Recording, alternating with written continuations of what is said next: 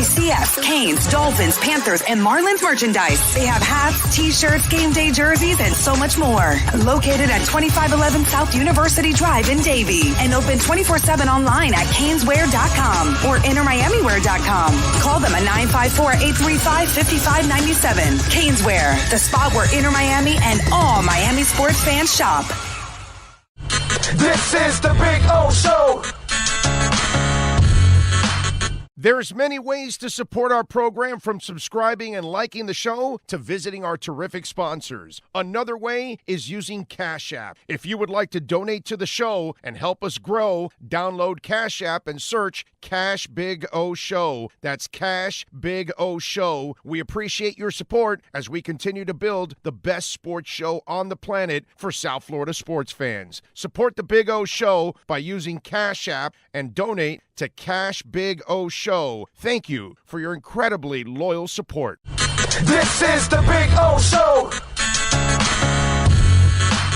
There's no need to drive around South Florida wasting valuable time looking for a new or certified pre-owned Acura. Go to the #1 volume sales dealership in the Southeast United States. Craig Zinn's Acura of Pembroke Pines. Purchase with pace and space in a dealership tailored to your needs. From home buying to providing that personal touch. Contact the 2020 Satisfaction Award winner Craig Zinn's Acura of Pembroke Pines. 888-776-5123. That's 888-776-5123. Or visit them at 15601 Pines Boulevard in Pembroke Pines.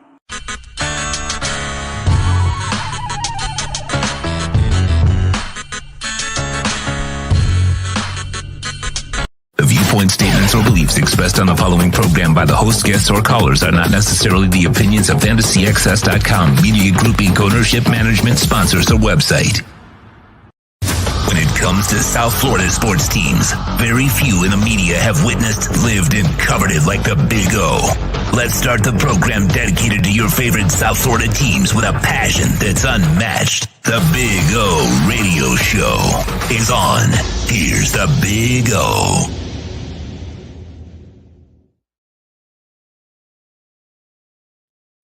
Good morning. Welcome aboard. Time to rock and roll and have some fun. Hope you all are doing well on a beautiful Tuesday. Hopefully things will get better for us, as they say. Let me see what I got to do. Move this way a little bit more. There we go. Now I'm a little bit more centered. No, what did I do with the? I think this is the. Did I move the camera? Is that what it was? Aha, that's what it is. There we go.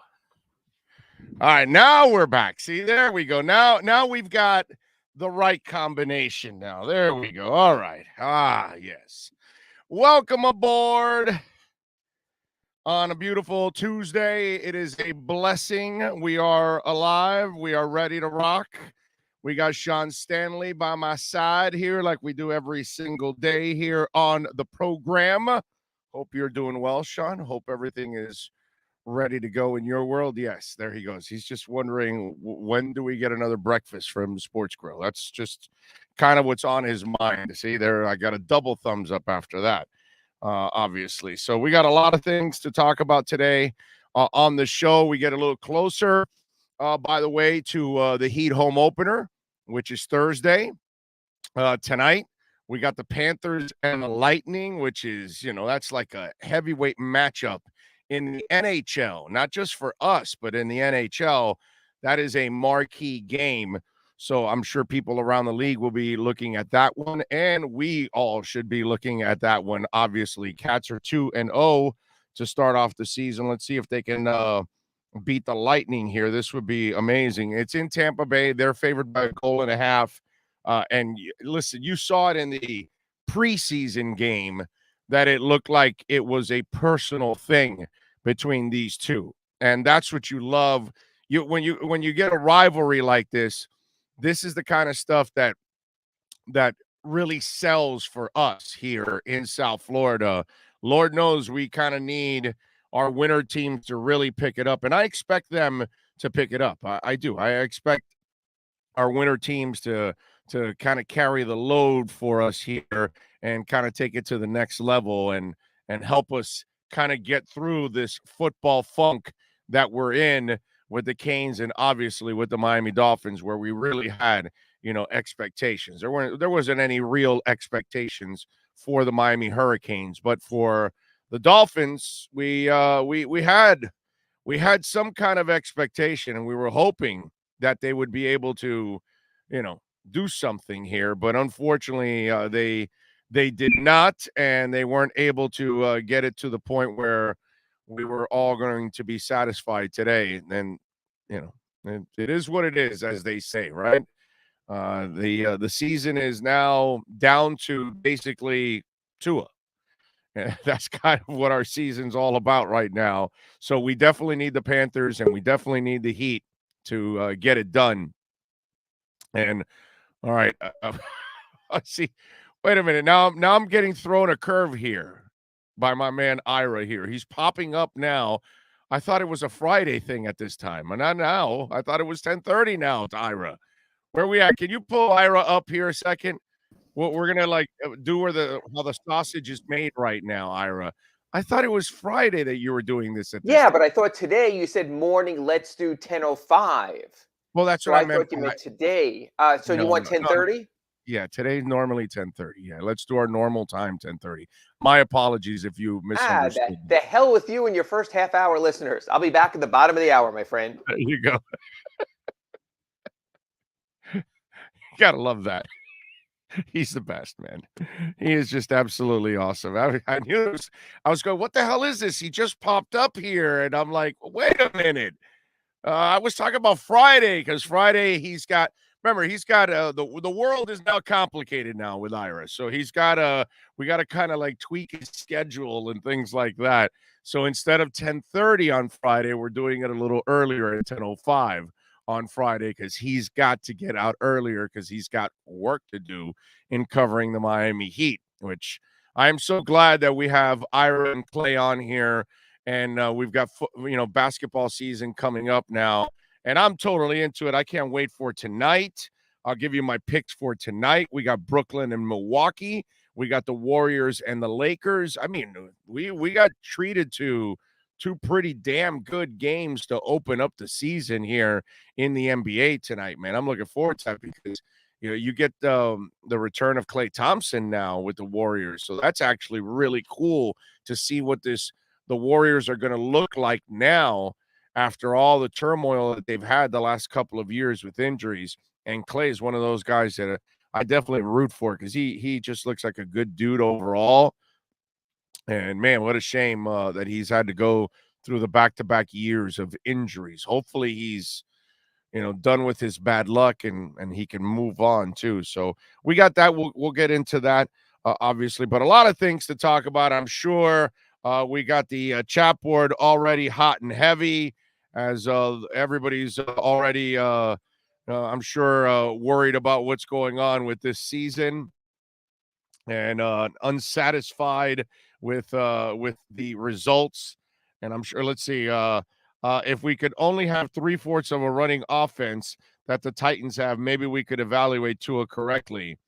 Morning, can't wait for the show today. Sucks about the state of the Dolphins right now, but it is what it is. Hopefully Flo can turn it around and not lose this team, sending us into a tailspin.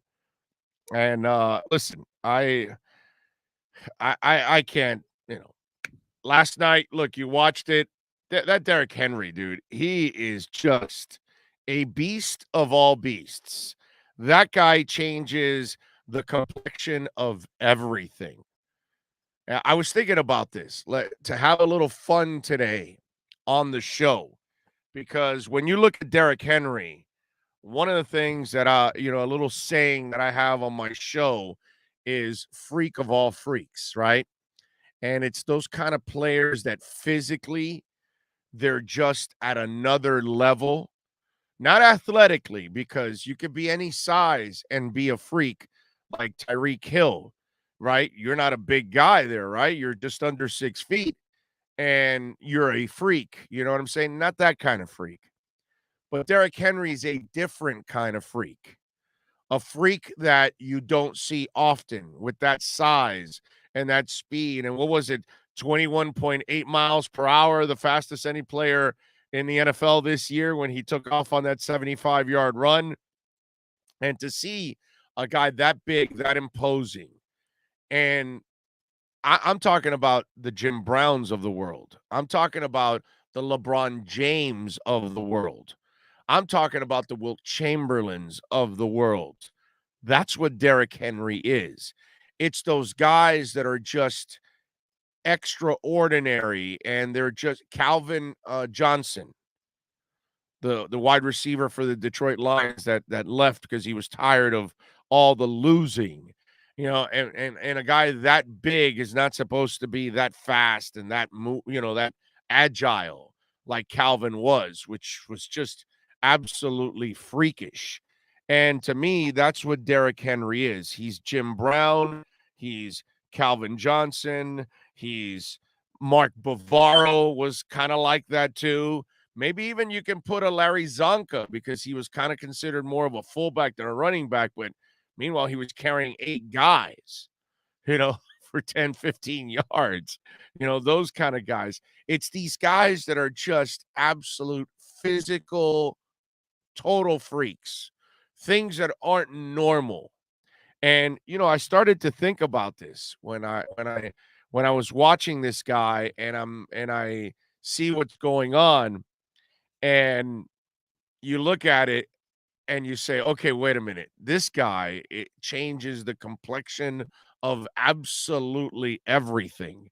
And he makes life so much easy for everybody else, And you look at those kind of guys, the LeBron James, the Jim Browns, the Wilt Chamberlains of the world. These guys, look, Zion Williamson.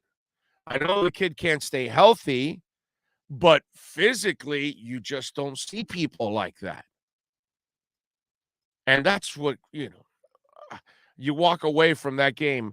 All you need is Mike Vrabel's quote from last night's game, right? You got to love it when the coach is the one that says all you need to say about his team, right? I don't know if you guys caught Vrabel's quote yesterday after the game. He said, "We continue to jump on Derrick's back," Vrabel said, "and he's willing and able to carry us. It's something that that you have in your back pocket, front pocket. We pull it out and we use it." And there's no dancing around anything on it. You know what I mean? So it's like, give Tannehill, do you miss Tannehill? No, dude. What the fuck is Tannehill, dude? Please. What does he do? He makes a couple of passes and that's it. He's nothing, man. He gets to ride the coattails of Derrick Henry. I mean, I'm just talking about Derrick Henry now, and you idiots are bringing up Tannehill. Give me a break, dude. Yes, he's a game manager. He does a fine job as a game manager.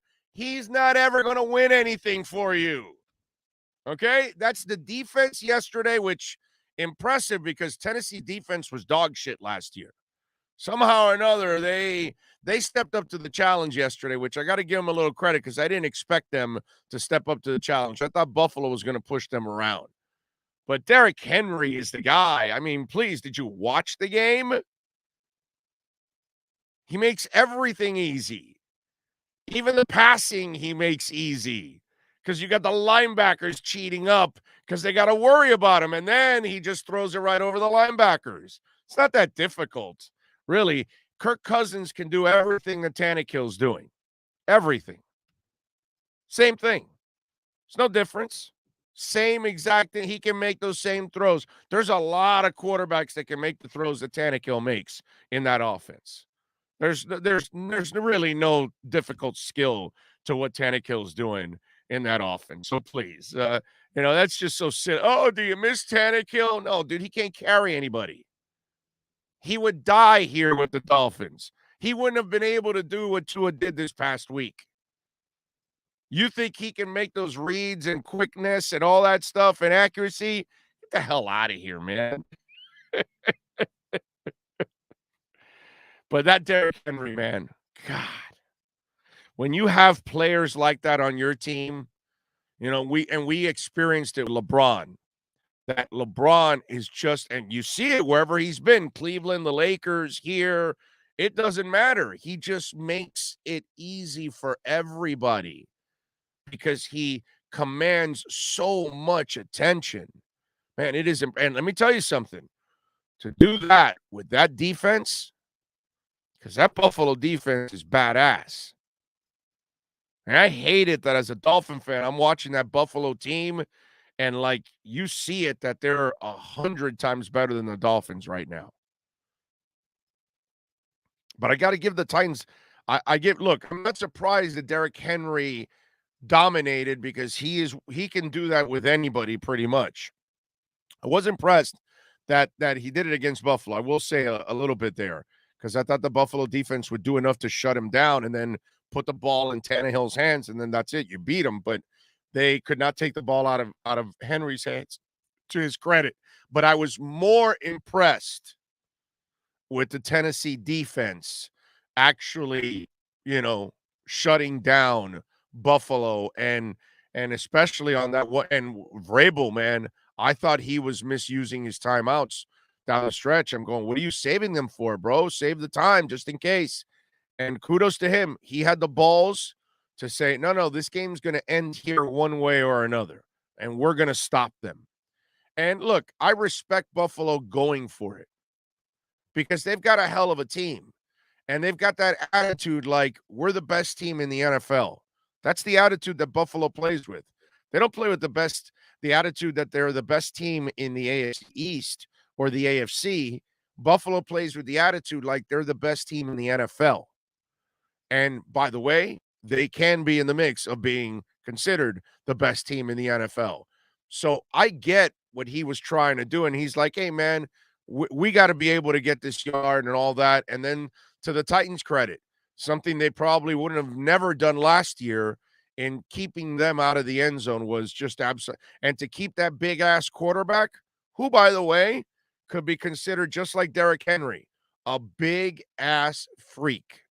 I was talking with a buddy of mine yesterday, and he goes, this is the closest thing to Elway. And he's right, actually. This guy's even bigger than Elway, but he's athletic like Elway. He's got a rocket arm like Elway. You know what I'm saying? And there aren't a lot of guys since Elway that look like Elway. And while he may not be exactly like Elway, it's almost kind of the closest thing I've seen to Elway. Because Elway, for his time, was an athlete, a great athlete at any time. But he was also, a pretty tough guy, a strong guy. Not the redwood tree that Josh Allen is, but still considered, a tough, durable quarterback. And Allen is wow, dude. I got to give Josh Allen that dude's a freak, man. That dude's a freak. And I never saw that coming. What the tape that you saw, because I never watched any Wyoming games. None of us watch Wyoming games unless we have listeners right now and viewers. Do we have anybody, by the way, watching this show in Wyoming? I would love to see. Come on. Tell me there's somebody in Wyoming. That would be freakish. It's more normal that we have somebody in Malaysia or Portugal or Mexico or Canada. But Wyoming, yeah. I think there's like 87 people in that state. So, it's kind of, the odds are rare, but I don't know if we have anybody watching in Wyoming. But I never watched Wyoming football. And then I saw him the week of the Senior Bowl, and he was terrible. And then I saw him the first year, and he was terrible. And I was like, wow, this is a bad pick. And the things that Josh Allen has done from year 1 to then 2 and 3 and now 4. Got to give him credit, man. Got to give him a lot of credit. Man, he is a stud. Dougie Fresh starts off giving us a little love on the super chat. He says, Cam flow, adjective, to continue moving on a direction with confidence, although it is counter to logic, success, winning, and happiness. So Cam flow definition, to continue moving in a direction with confidence, although it's counter to logic, success, winning, and happiness. Dougie Fresh, you're awesome, dude. You are awesome. That is fantastic. Oh, Lordy. Richard Salyer says, Big O, though it was funny how Josh Allen tried a quarterback sneak and he slipped. Looks like he jumped up and slipped. They weren't too smart. LOL, Fins for life. Yeah, it didn't go well. But I totally understand going for it. I totally understand the attitude and everything and going for it. I got no problem with it. You know, in a perfect world, or in a safe world, you go for the tie and then you take your chances in overtime. I get that. But I also understand when you're the Bills and where you're at right now. And by the way, they control their division. So it's not like it's something that's going to kill them losing this game. They're 4-2. They've got 11 more games to go. They'll probably win 9 of those and end up with 13 wins.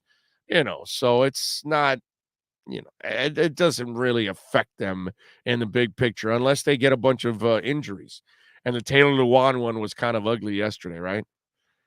Felt bad for the dude. You just never want to see anybody on a stretcher. I don't care what team it is.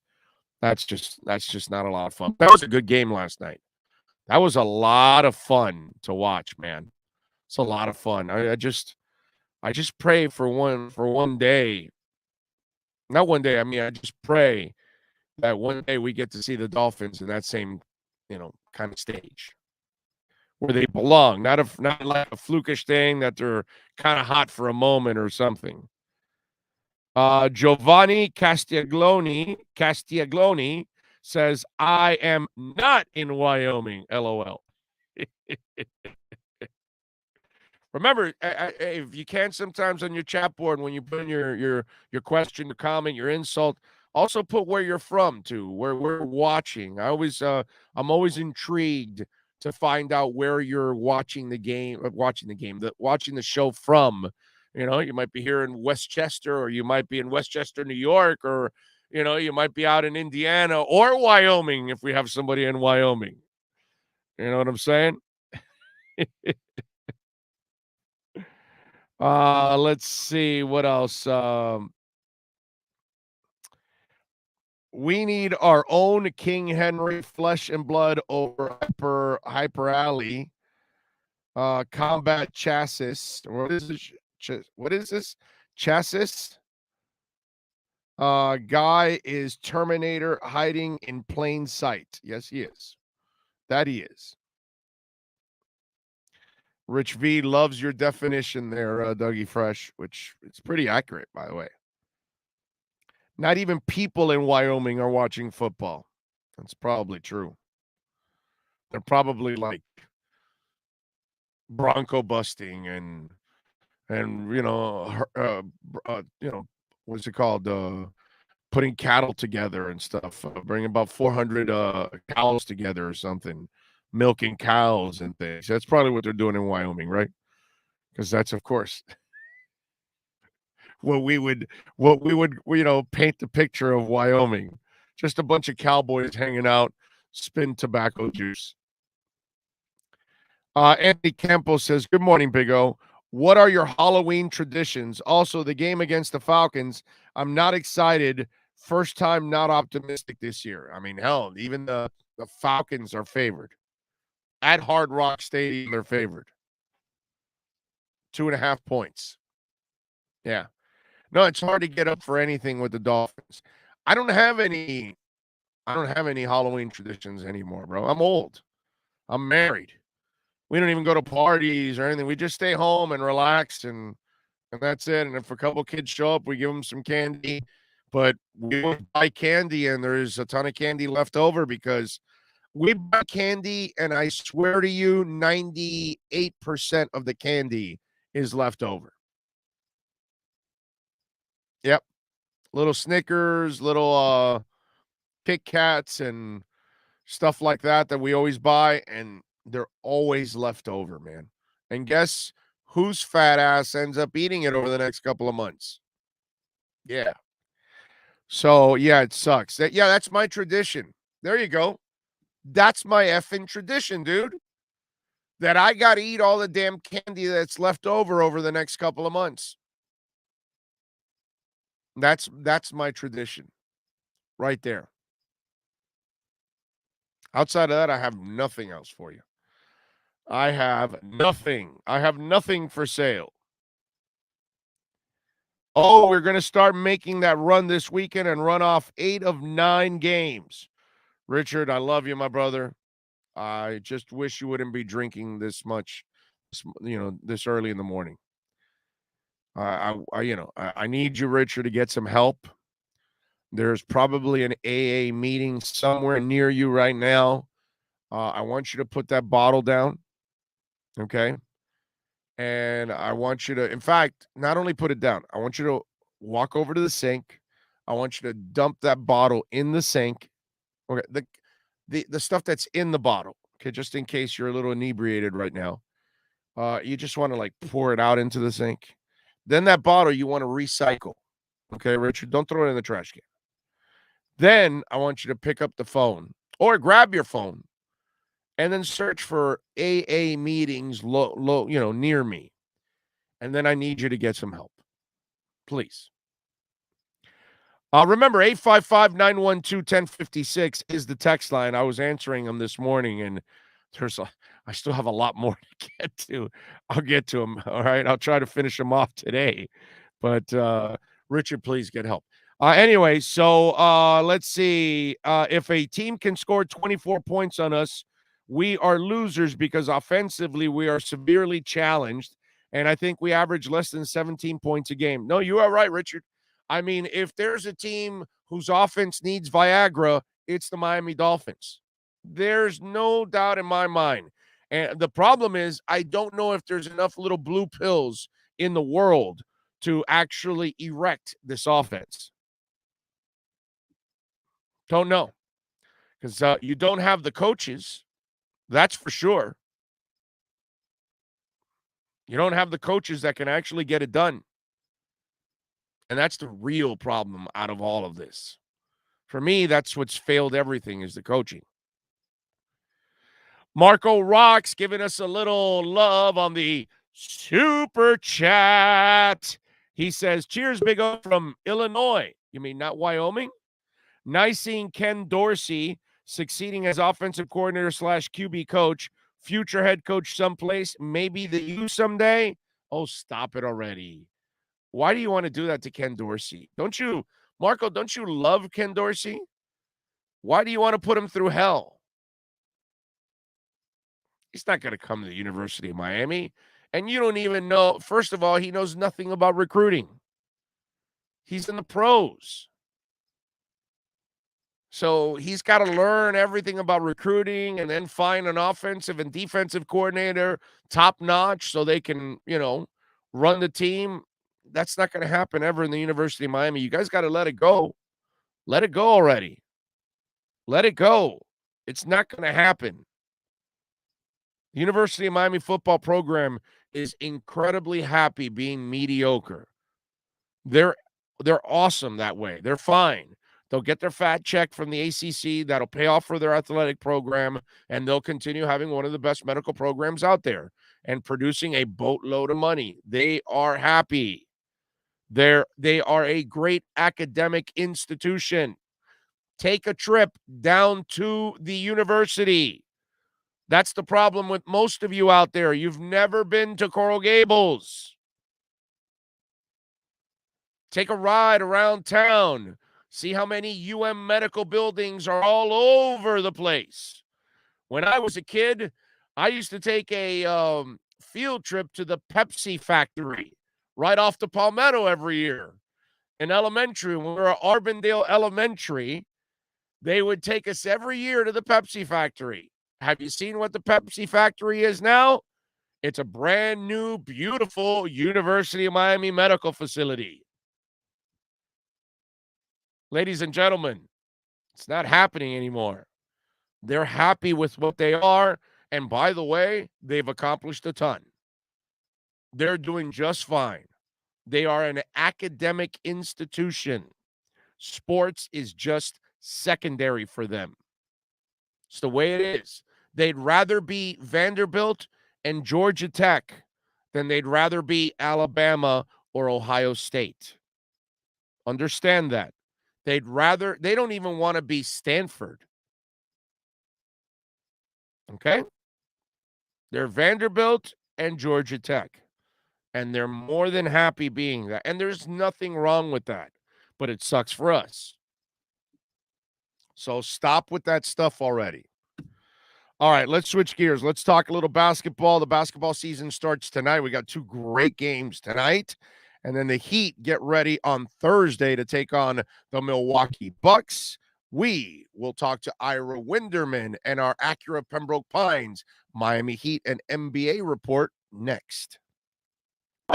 Heat fans, time for the best insight of your favorite team with insider Ira Winderman, exclusively on the Big O Radio Show. It's the Acura of Pembroke Pines Miami Heat and NBA report. Here's Ira Winderman. Good morning, Ira, for a second time. How are you doing, my friend? So this means I get overtime now. I'm doing fine then.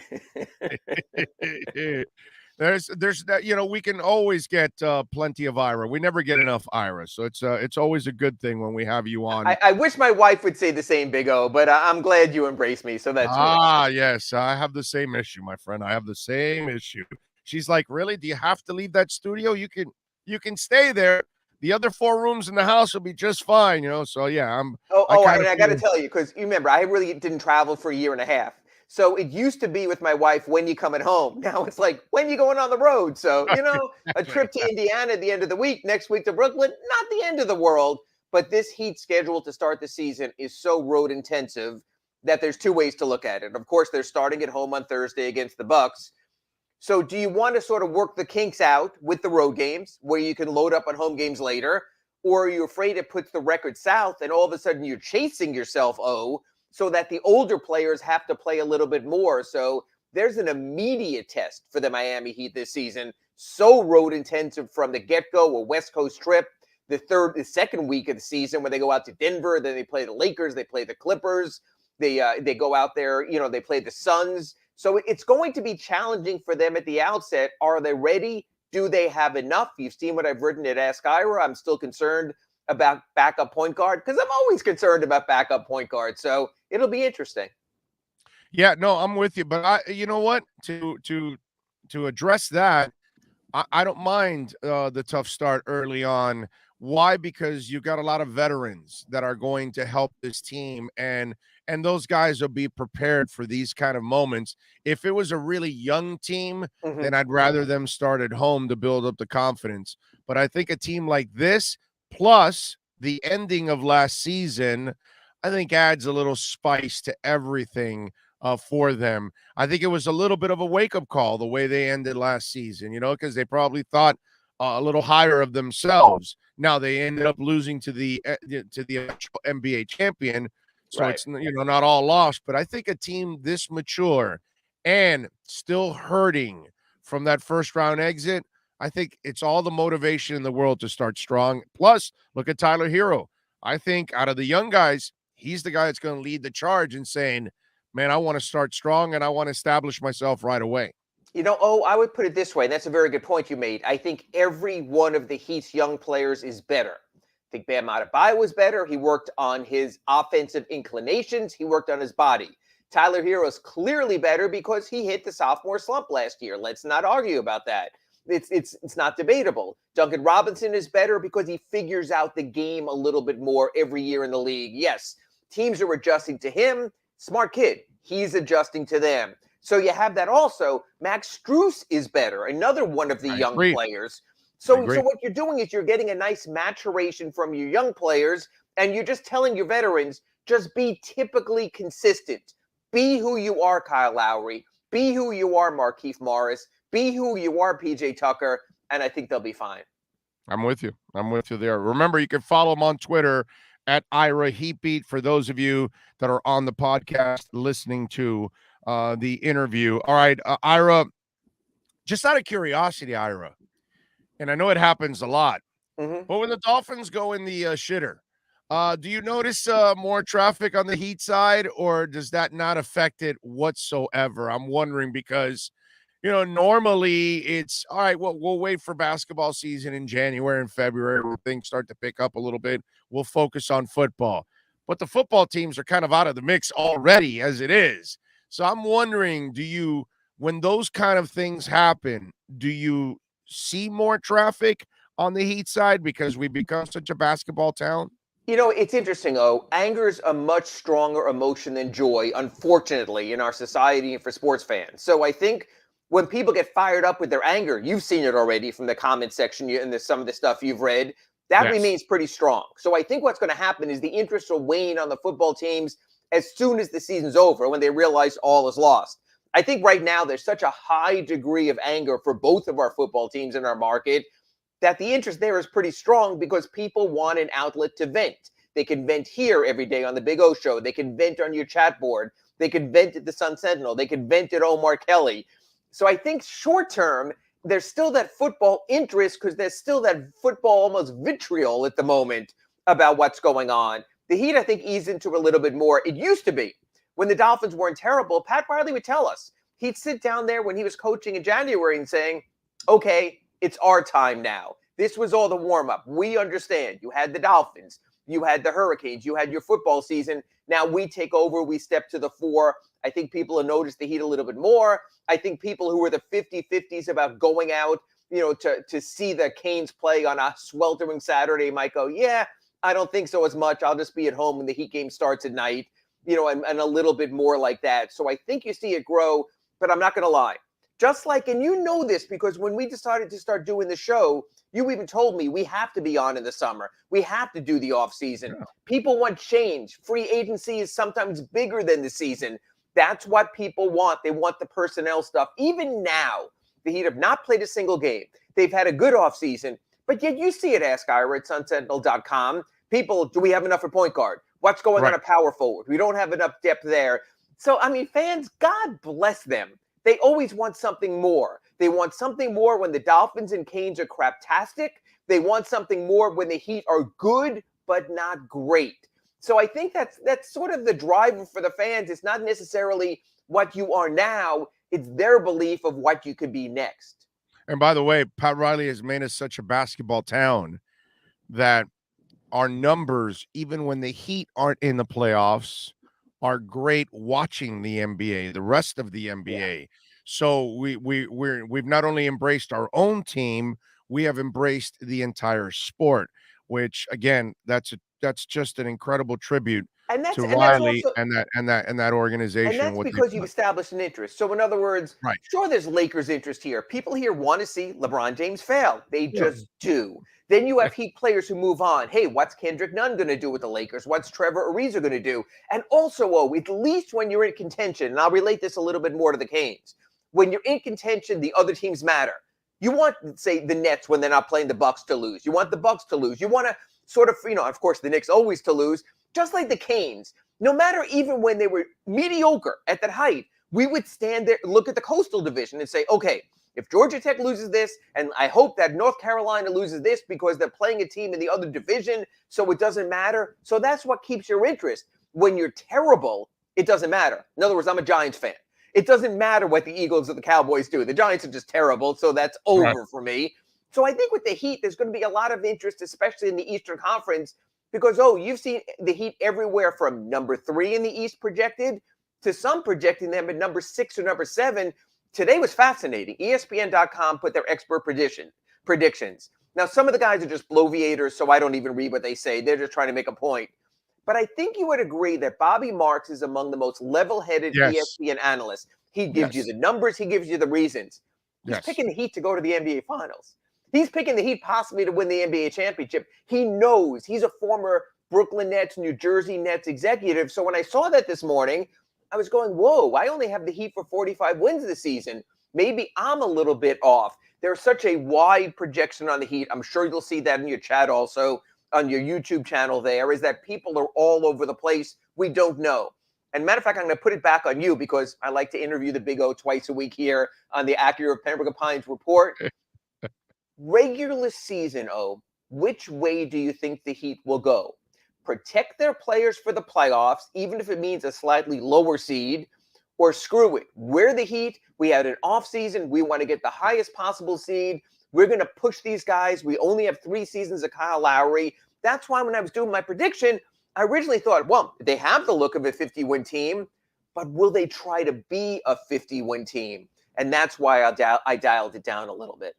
Well, you know what? I hate to say this, but I think it's going to be a little bit of both. I think they've got to go balls out, and because they don't want to be at the bottom of that playoff bracket.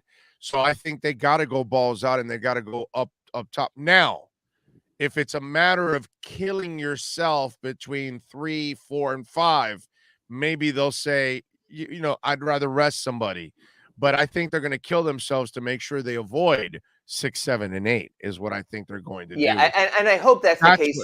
So it might be a matter of, like we talked about, get some wins early so you're not chasing your tail late. You and I know we were on the air. We were at the other station talking about when they played Boston the final week of the season, how they had to win both games. That was a lot of pressure on them. God bless them. They came through. They got the victories. Jaylen Brown was out for the Celtics. They avoided that number 7 seed. Not that it helped. We're playing Milwaukee in the first round. And I think the lesson because of Milwaukee in the first round was don't get 6 either. They could be a pretty good team at 3. It could be the Celtics. It could be the Sixers. And you'll be a road team also. So try to get at least to that 4-5. And you remember this. The Heat finished 1 game out of the 4-5. If they won 1 more game against the Hawks last season, they would have been home court. They would have been the number 4 seed.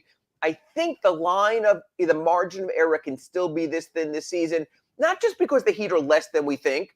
I think the East is good. I think the Nets, screw Kyrie Irving. If you have a team with Kevin Durant and James Harden, you have a contender.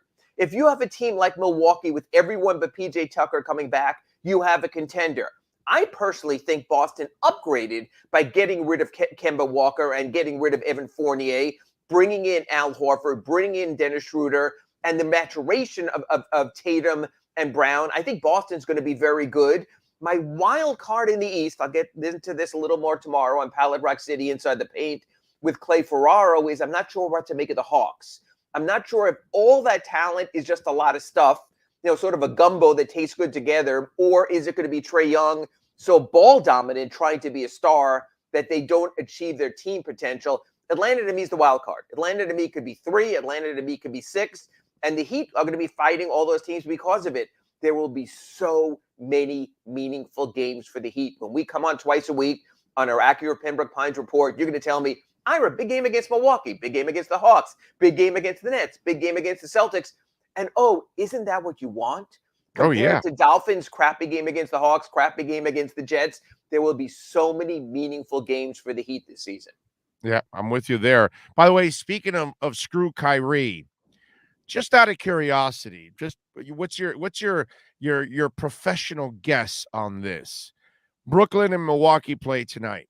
Mm-hmm. But let's just talk about over the next couple of weeks that they're missing Kyrie because of all this vaccine mess. If they're not playing well and things are going bad, is there any chance that the frustration grows that much more against Kyrie because of, I still think they're going to win a lot of games with those 2 stars in the team they have, because they do have a pretty good team and they've got some really nice role players actually around those guys. So I still think though, but what happens if things go awry in Brooklyn and Kyrie's, in Kyrie's world? I think it's interesting, though. Teams have so many specialists. They have strength and weight conditioning coaches. They have team nutritionists. They have analytic team people. I almost think the Nets need a team epidemiologist, and they need to read the tea leaves on COVID. Because what if the restrictions do ease in New York in December, in January? What if New York's new mayor comes up with a different plan where he says, hey, it's a private team. As long as you keep them away from the fans, keep them the hell away from the fans, we could make it work. So I think the Nets have to read the tea leaves. I think the Nets have enough talent. It's older talent with Blake Griffin, LaMarcus Aldridge, Paul Millsap. They can survive a month or 2. So I think the Nets almost need a separate team on the side to say, okay, Kyrie's not getting vaccinated. You can call him obstinate. You can call him foolish, whatever you want. But will the rules change? Will the pandemic change? Is there another Delta out there? Or come, we all hope, come January, February, there's such normalcy. New York says, you know what? We're going without the vaccination thing. That's what the Nets have to figure. Now, if it gets worse, and I'm not wishing that on anyone, then I think the Nets have to say, we can't waste the season. James Harden's getting a year older. Kevin Durant's getting a year older. Blake Griffin, LaMarcus Aldridge, and Paul Millsap are aging by the hour. Then I think they consider a trade. I think the trade deadline, I think it's February 10th this year, will come at the perfect time. That's when the Nets can see, one, have they survived without Kyrie? Are they desperate without Kyrie? Have the rules of the COVID game changed? I think that's when they make a decision. The other part of it is because, this goes back for you and me since, even before the soccer stadium, we were always talking about the flightiness of a Kyrie Irving and whether you would trade for him, because what are you getting? Because who's to say the next time there's a controversy, he's going to walk out of that room? Remember, he was trying to lead the walkout during the bubble. We all agree with the Black Lives Matter campaign and what it meant and the importance, and he was talked into it by the players saying, no, we'll stay here, we'll make a statement. That's how it played out. So he was ready to move on from basketball then. Then with COVID, he's ready to move on for it then. So who's to say he doesn't find another cause? And when he finds his next cause, he walks out on his next team. I'd be really careful. I'd almost rather trade for Ben Simmons, because as much as he could be, I guess the word is petulant a little, I can deal with petulant. I brought in Anthony Mason. I made him work. I made him an all-star here with the Heat. Pat Riley did, so he could make that work. Man, a team that trades for Kyrie, that's the ultimate example, Big O, of caveat emptor. Yeah, no, I'm with you there. And now that they're not going to give him that extension, you just wonder how much that relationship starts to sour overall. It always sours to Kyrie. It soured in Cleveland. It soured in Boston. It soured in Brooklyn. It soured at Duke when he barely played and left after the 1 year. So when doesn't it sour? And I know you're going to come in right now because I know that you go to the temple of Pat Riley and you'll say, well, Pat Riley will make it different. I'm not so sure. No, not with him. No, not with him. I'm not with so Ben sure Simmons, With Ben Simmons, yes, actually. I believe that the Heat are one of the few organizations that can kind of fix him, not fix him to the point that he's shooting threes, but fix him to the point that he would shoot mid-range jumpers and nail free throws and things like that. I do believe that they can reach Simmons. I don't think anybody reaches Kyrie. Kyrie is in another plateau all by him. It's like, somebody just brought up Kyrie and Kanye West about the same thing, and I kind of get it. Not that I want to make fun of any kind of mental issues, but exactly, there's something there with Kyrie that just doesn't jive. With Simmons, I think it's just a lack of maturity. Actually, I think it's just he's afraid. I think we all are afraid of all kinds of things in life. Becoming parents, doing whatever it is that we do in life. We all get nervous. Yeah, he has the basketball yips, right now. He doesn't have that confidence. Confidence can be restored. Stability is a lot harder to restore. I agree. Yeah. It's a Willie Burton, from back in the day. That was a young man that also kind of had his issues. What was that? What was that whole?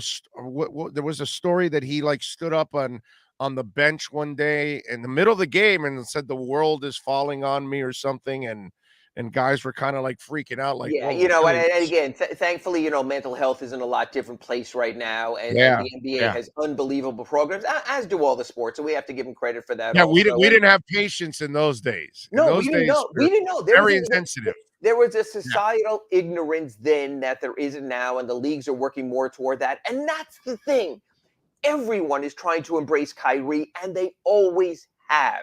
Kevin Love came out, with his mental illness and what it meant and what he would try to do when Kyrie was a teammate. It wasn't good enough. The Celtics reached out to him. The Nets have reached out to him. So at some point, also, you have to say, if someone's not going to accept that help, we've seen it in the NBA with the substance abuse recidivists. To a certain point where you just have to say, we try to help as much as we can, but we're also a business and we have to move on. Ira, is there anything that we should know about for fans or anything in the arena this year? Have the Heat changed anything? It looks like it's a full go, full arena, everything else, right? Yeah, it's a full go. There is no vaccine mandate because of where we live. There cannot be a vaccine mandate in the state of Florida. There'd be fines for that. There is a mask mandate, except when you were eating or drinking at your seat. So, I mean, I'm going to be honest here. So if you're holding a cocktail, you're not going to have your mask on. So if people Of are course not. sensitive to that, just know that you're in an indoor facility. They have the upgraded filters. They're doing what they can. They're basically trying to work with the best they can. Personally, I believe, based on his social media and how Mickey Harrison has been such a vaccine advocate, if they could have a vaccine mandate, I believe the Heat would have one. But you can only fight City Hall, or in this case, State Hall, so much, and you just move forward. So I don't think this is a Heat thing. I think if the Heat could, there would be a vaccine passport for Heat games. Everyone would feel more comfortable. But because of the state we're in and the state we're in, you just have to work with the best of the rules you can. I would say this, the Heat are doing the best they can. The Heat have opened their outdoor plazas. So for those who want to go out at halftime or during a break and get some fresh air and get away from it, the arena there, just like with the Panthers outdoor plaza, does afford you that also. So you can sort of get a break if you need to. But they're trying to work through it. So far, it's worked well in the preseason. We know the crowds will be bigger there. They're doing everything they can from what they're allowed to do. Yeah, and of course we have our folks that need a nicotine break too. Ira, the injury list, is it just Oladipo going into the game right now? on That's the only Thursday? injury. I'm headed down to practice in a few minutes. Markieff Morris, Dwayne Dedman, Udonis Haslem missed practice yesterday due to illness. Of course, the first thing you ask is COVID. The NBA very much, if it's COVID related or protocol, has to say that in the injury report. The Heat have not said that. They just said cold-like symptoms, so they have done their check. I would expect all of them to be available, with the Heat only carrying 16, being able, including their two-ways, having to keep more than 15 in one more inactive. That'll be Victor Oladipo. And that'll be something now that you and I will start tracking more on a regular basis, because Victor Oladipo is so instrumental in this. If Victor Oladipo comes back at 75% Victor Oladipo, to me, it changes everything. If Victor Oladipo doesn't come back, then I think come the trade deadline, you might need that one more scoring defensive wing piece. So we really wait on Vic, pretty much just doing shooting, running through some light drill work. I saw him on the elliptical yesterday. He's working hard, but no real basketball stuff yet to this point. Dude, I love you, because you just led me right into the question that I wanted to ask you. So we wrap it up here. So Heat fans will know, since you're always concerned about the backup point guard and all those kind of things, you just mentioned it right now. If the Heat desperately need to make a trade at some point later on in the season due to whatever happened to their team, what is the flexibility that Miami has? What are the options that Miami has in order to make some kind of a trade? Well, obviously they could trade a future pick. They have future seconds going out now, depending on the tampering thing and what the league takes away or doesn't. Adam Silver said yesterday that's ongoing. Said there's no new update. Tax-wise, they will be in a much better position about mid-season or so to add a 15th standard player on the roster. So it could be as simple as Jeff Teague goes out of a game, another point guard who gets waived, Isaiah Thomas. The short Isaiah Thomas is still out there. That's a possibility. He scored 80 points in a pickup game the other day. Exactly. And also, all the free agents who signed in the offseason cannot be traded until December 15th. Duncan Robinson had such a huge raise, he can't be traded till January 15th. So the flexibility will be there later in the season. The Heat will get a read. I think for now they're going to play Tyler Hero more as a backup point guard. I was strongly against that to start camp, but he's been doing such a really good job. I was wrong. And maybe that's the answer. Look, I am an advocate in today's positionless basketball of get your best players on the court.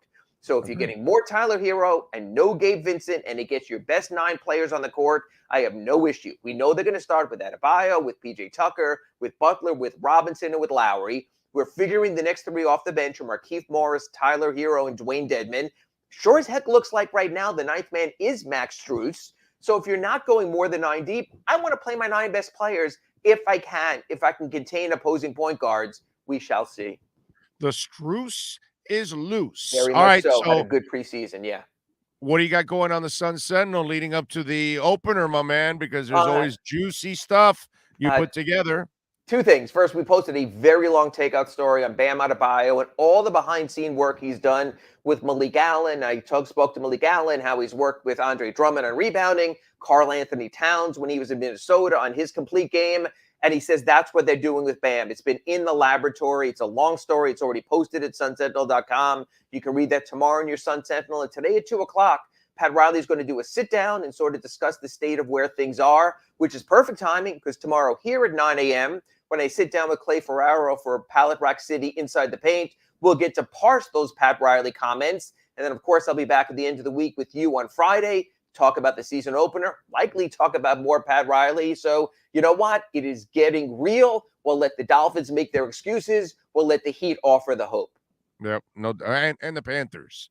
Panthers and Heat, man, our winter teams are our saviors right now. Follow them on Twitter at Ira Heatbeat. More importantly, do the responsible thing. Support all of our local journalists, man, and support the folks at the Sun Sentinel. Subscribe there daily so you can get your local news and all the great sports there at the same time. Ira, thank you as always, my friend.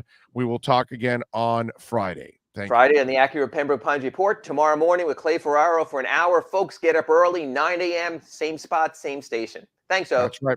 Pallet Rack City Inside the Paint show tomorrow. Clay Ferraro along with the legend that is Ira Winderman. And this has been your Acura of Pembroke Pines, Miami Heat, and NBA report.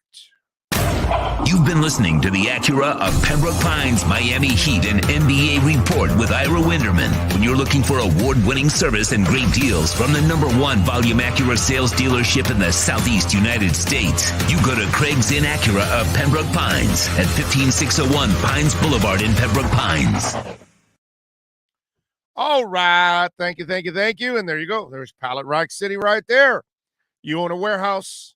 You're about to move into a warehouse. You need to organize everything. You want everything in structure. Call Pallet Rack City. From all the racks that you need and hand trucks, you name it, everything that you're going to need, you call Eddie Pereira and all the great people at Pallet Rack City. They will take care of you. I promise you, man. 305-424-8547.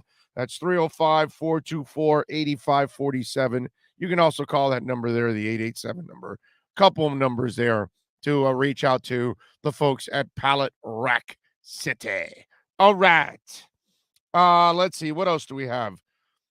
We are getting ready to start hour number 2 on the program.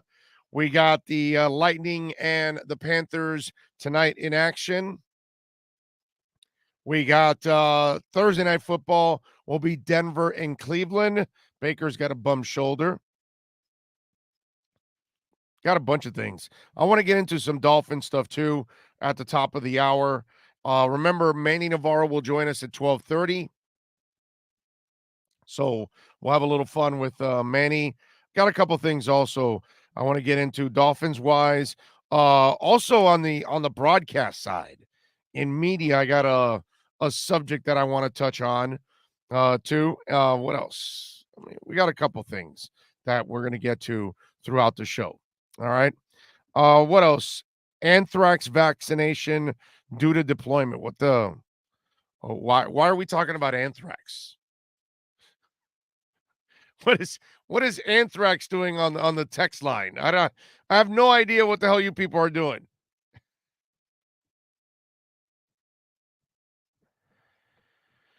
Oh, Lordy. Getting into anthrax. Okay. That makes a lot of sense.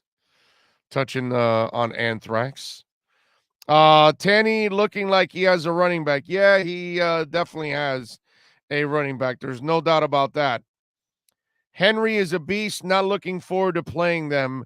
Somebody says on the text line, which is 855-912-1056. Yeah, I don't think anybody wants to face Derrick Henry, dude. I mean, think about it. Didn't he want to tackle Leonard Fournette? He made a business decision on that one. That dude, after asking for that money. Dolphins have tried everything. No one can know who the answer is, but why not put a blank check for Peyton for president of operations? He won't make moves just to keep his job. It's all about winning, has respect. It's the only thing we haven't done.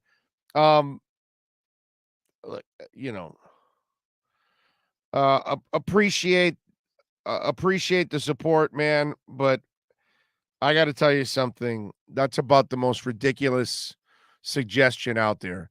First of all, what makes you think Peyton wants to do it?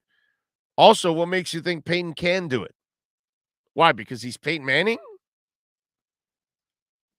Doesn't mean anything.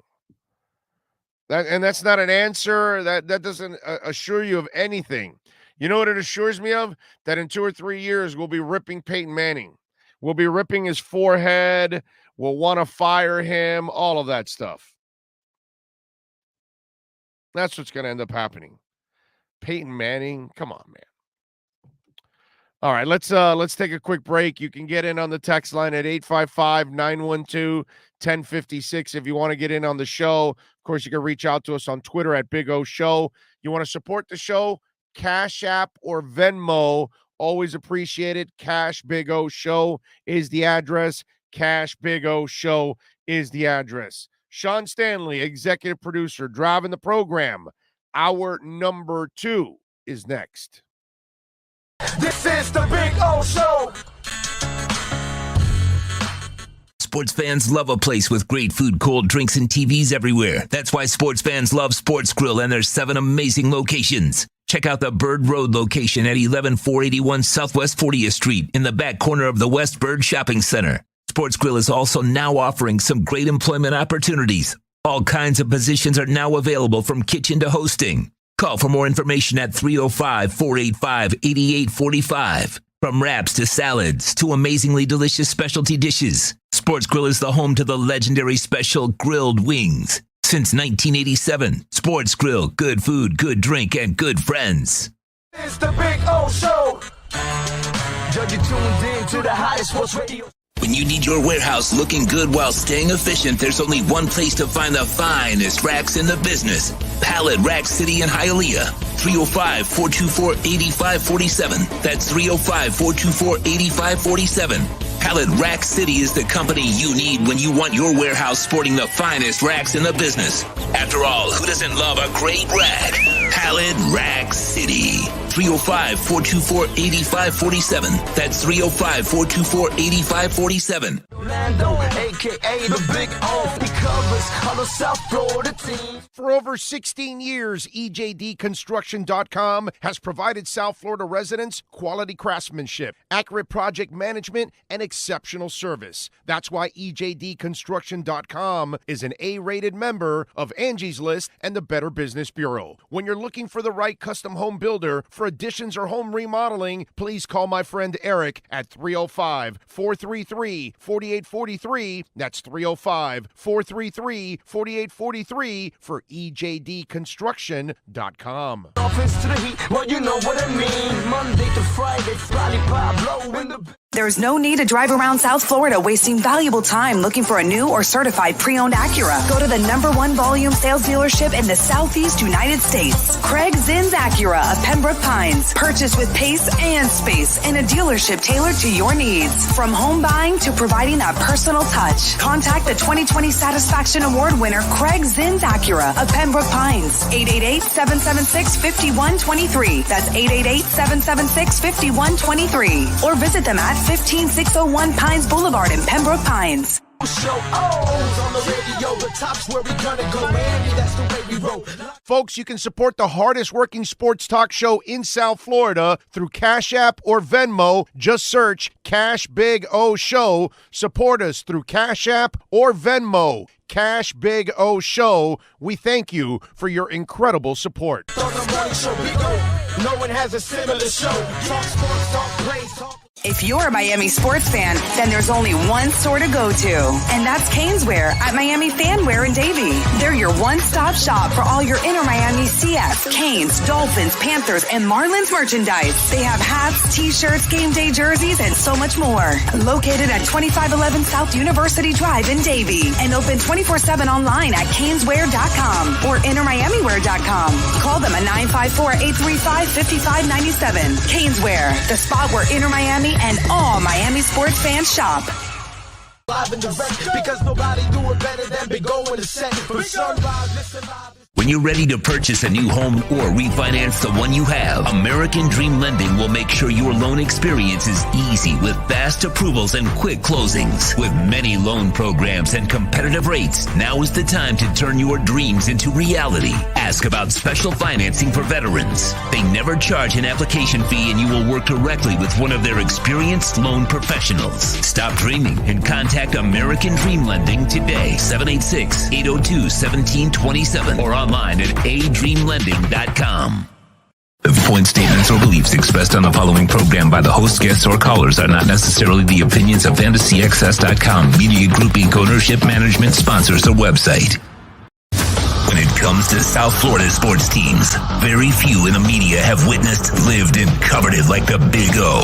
Let's start the program dedicated to your favorite South Florida teams with a passion that's unmatched. The Big O Radio Show is on. Here's the Big O. All righty, we are set to go, ready to rock and roll in hour number 3 here on the program. Thank you all for tuning in. You guys are just absolutely amazing. Thank you for the support. Sean and I are very grateful every day to all of you that are downloading the show by the thousands and thousands and thousands, and just absolutely amazing. We already crossed 6 million, headed for 7 million already, which is just absolutely amazing. The YouTube channel, thank you all out there for subscribing, for smashing the like button. If you can, please smash the like button right now. It is so important that you do that. Subscribe, hit the notification bell. All of that is also going very well as we're growing on the YouTube side, which is incredibly important for all of us to get there. Every day, man, every day is just building this thing up. It's not easy. There's a lot of people working on it. So however you can support us, visiting our sponsors, hitting the, smashing the like button, subscribing, sharing the link. If you can also, you want to make a donation, Cash App and Venmo, always appreciated. Cash Big O Show. That's Cash Big O Show. Love it. Started off this morning on the crypto side, by the way. Bitcoin was riding, man. And then it started to kind of make a move, and I thought it was going to make a move to get over 65. And right now it's at 63.1. So I was messing with 62. Now it's messing with 63. And it's starting to go up again. So it's shooting up. I wonder if we're going to get to the 65 range today, which would be the record for, we're headed for a record anyways. We're probably going to hit 70 by next week. I think we'll hit 70. It's just, this thing's going to explode, man. And nice to see Shiba, by the way, also making some moves. It's still, heading up, which is pretty impressive. I don't think it'll ever really get to a penny, to be honest with you. I was talking to my wife about this yesterday.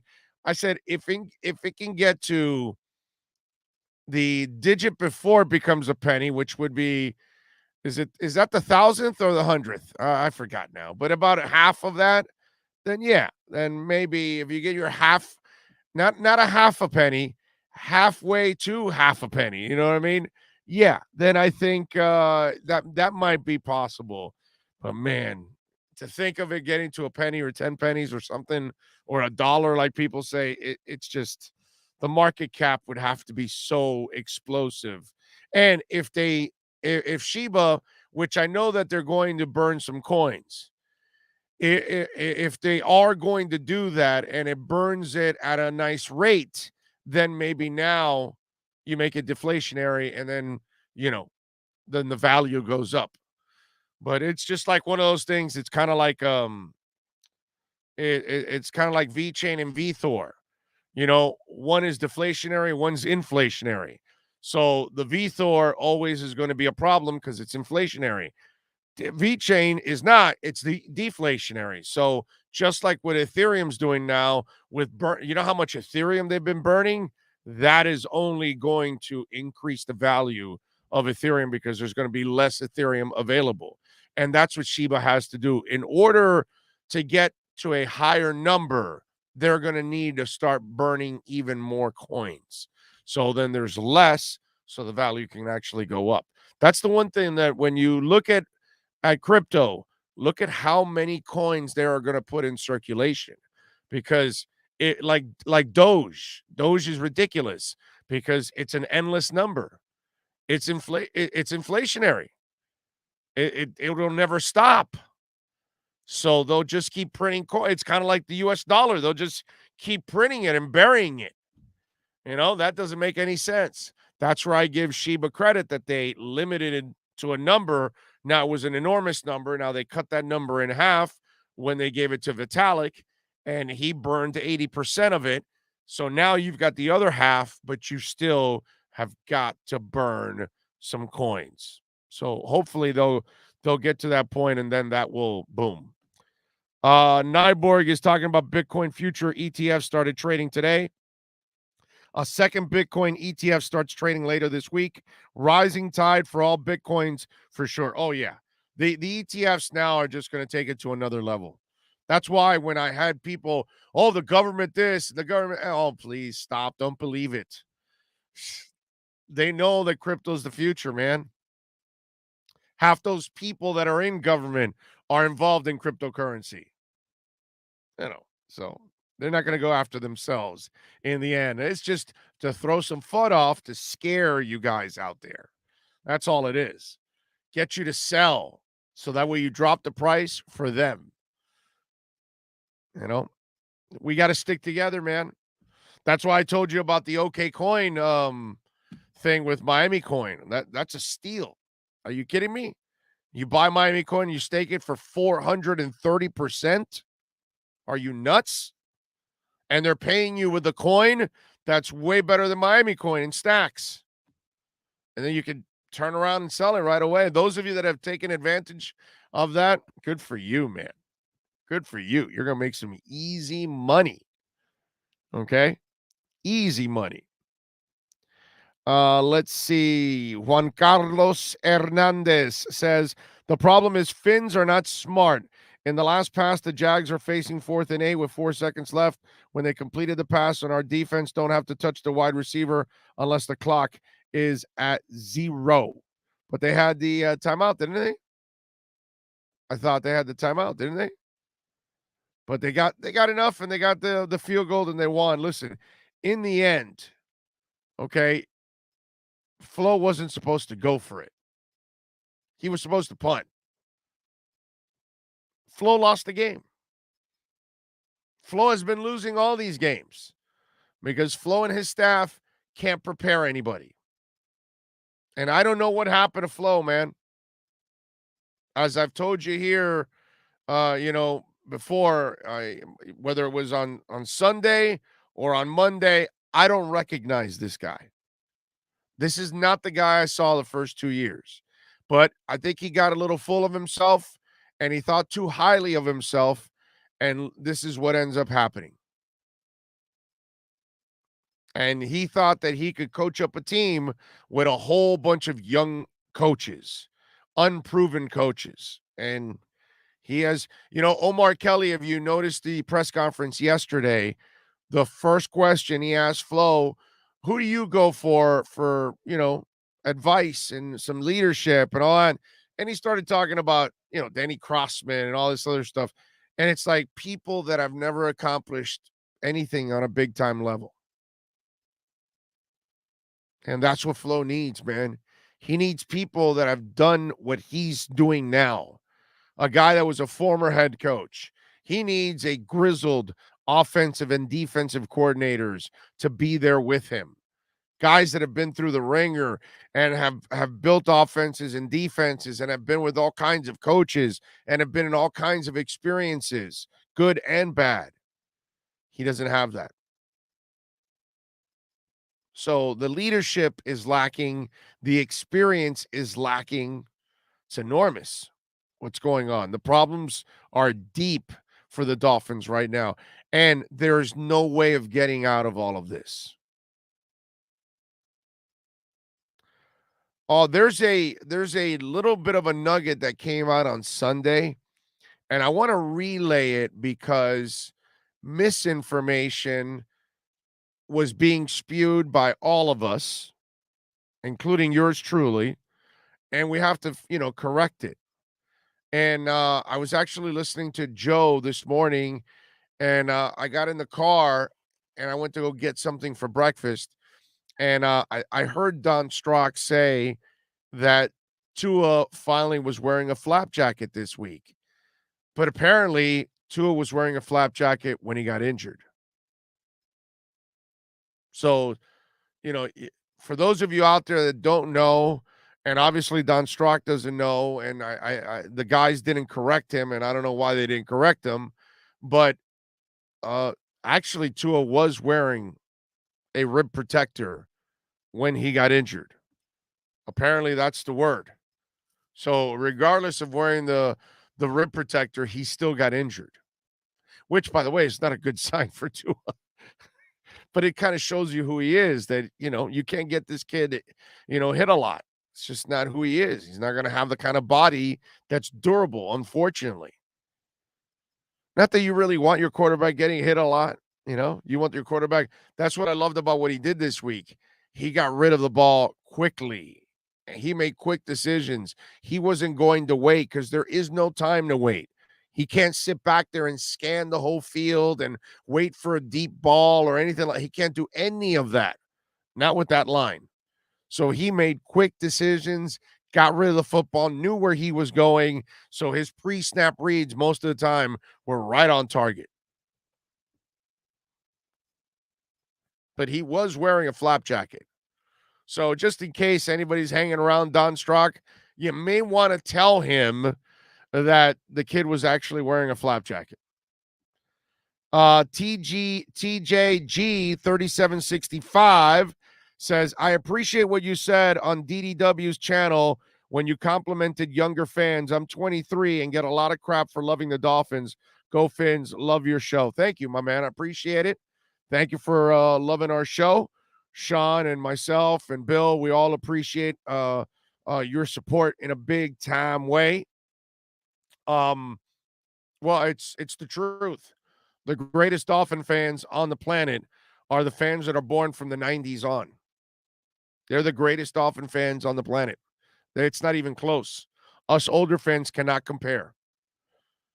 Doesn't matter that we've been fans longer, but we saw the good stuff, and none of you saw the good stuff. You've never seen the good stuff.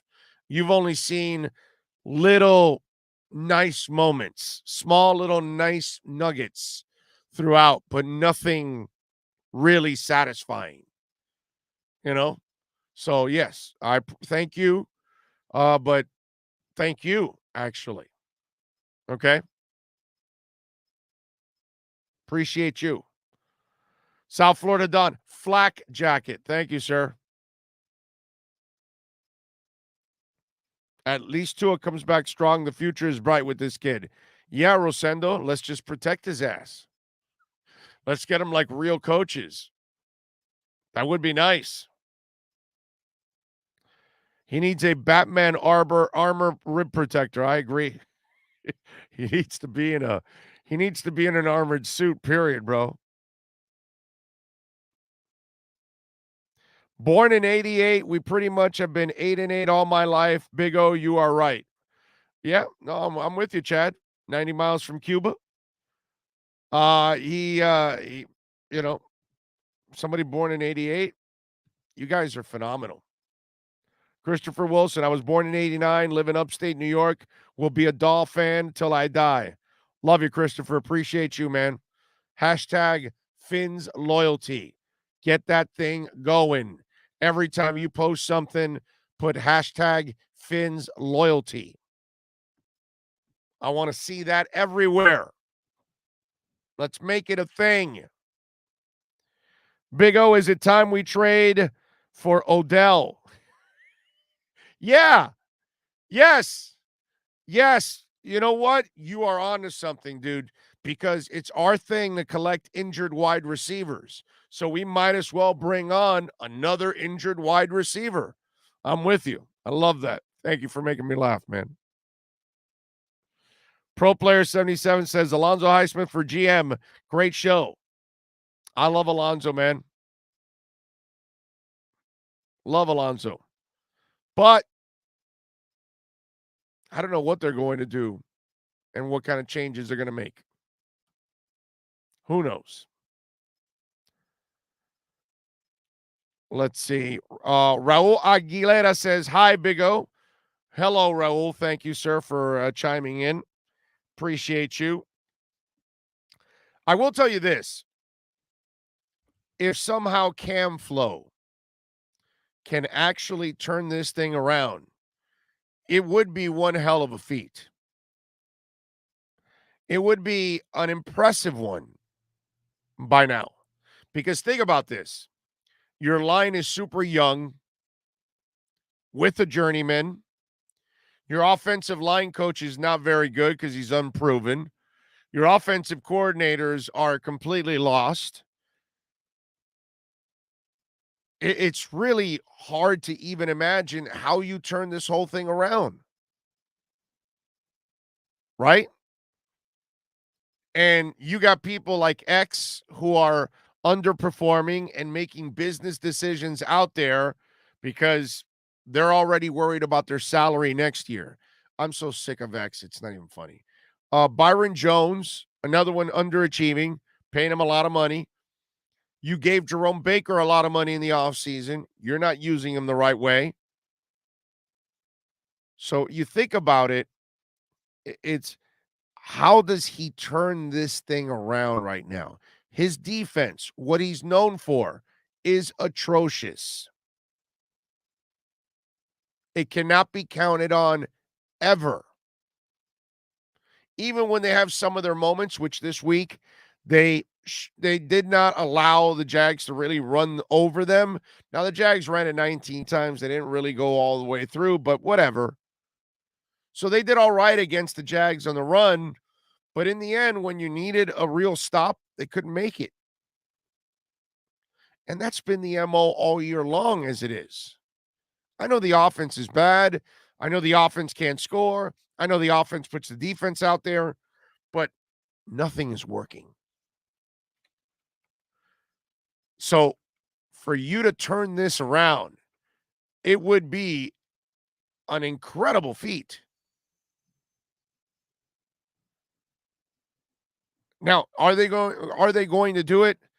I've pretty much lost hope on that now. And it's frustrating.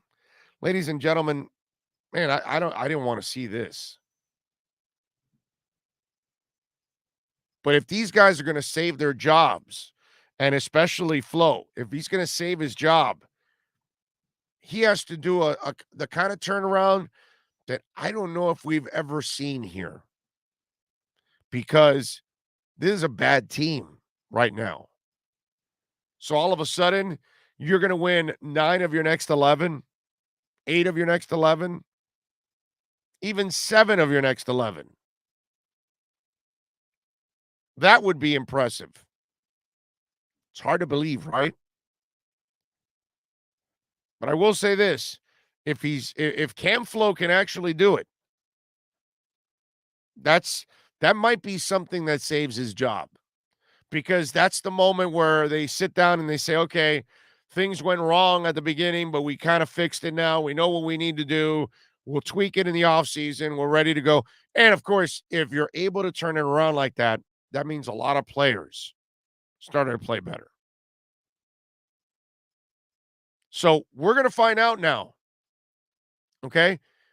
These 6 games have buried Flo. I'm sorry. These 6 games have buried Cam Flo. So now he's got to prove for the next 11 games that all this was a fluke, that this was an aberration.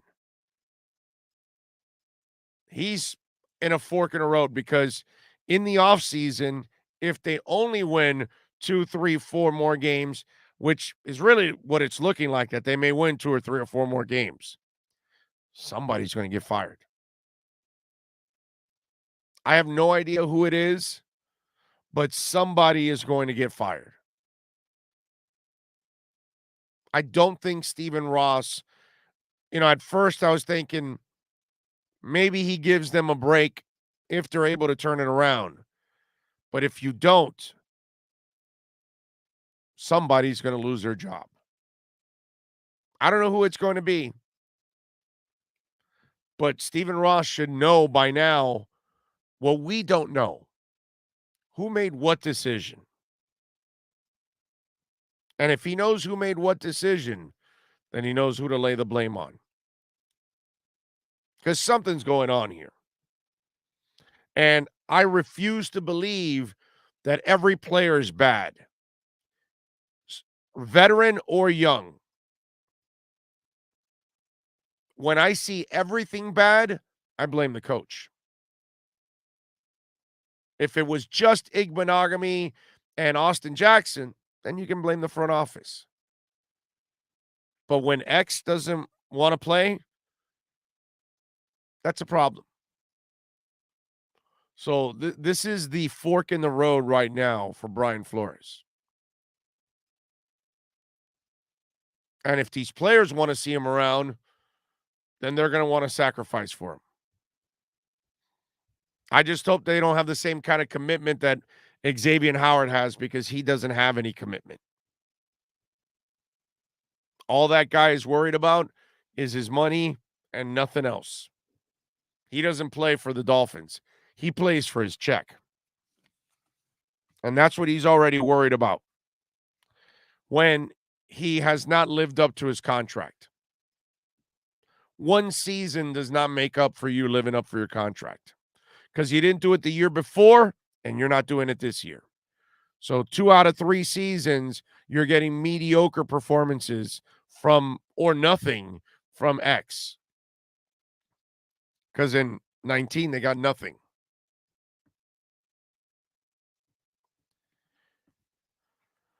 All right, we'll see. We'll see if Cam Flo can figure it out.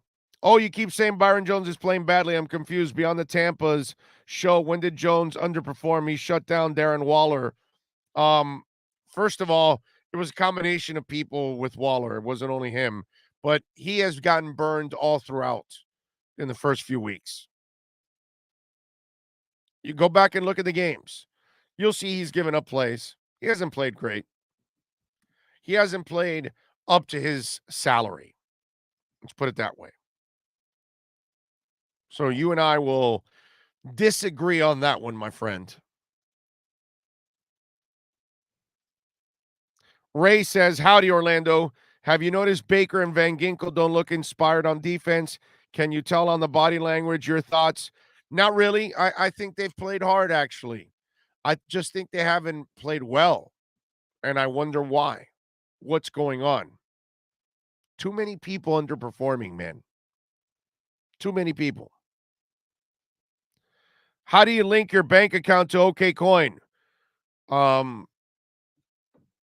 Sir, I think you gotta, it'll show it to you.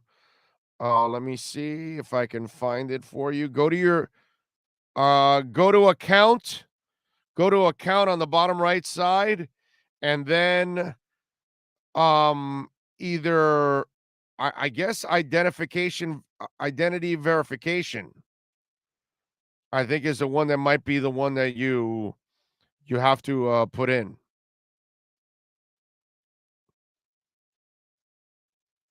I think that's the case, sir. Not sure.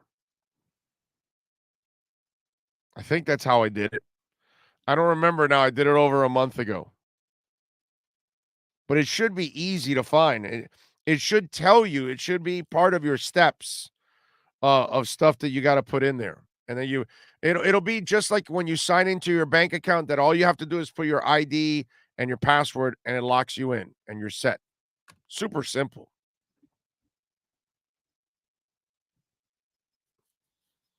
Big O, that image always got me hungry. Are you talking about Roscoe's? Yeah. Yeah. I love Roscoe's. I think we've talked about this before. I love this hat.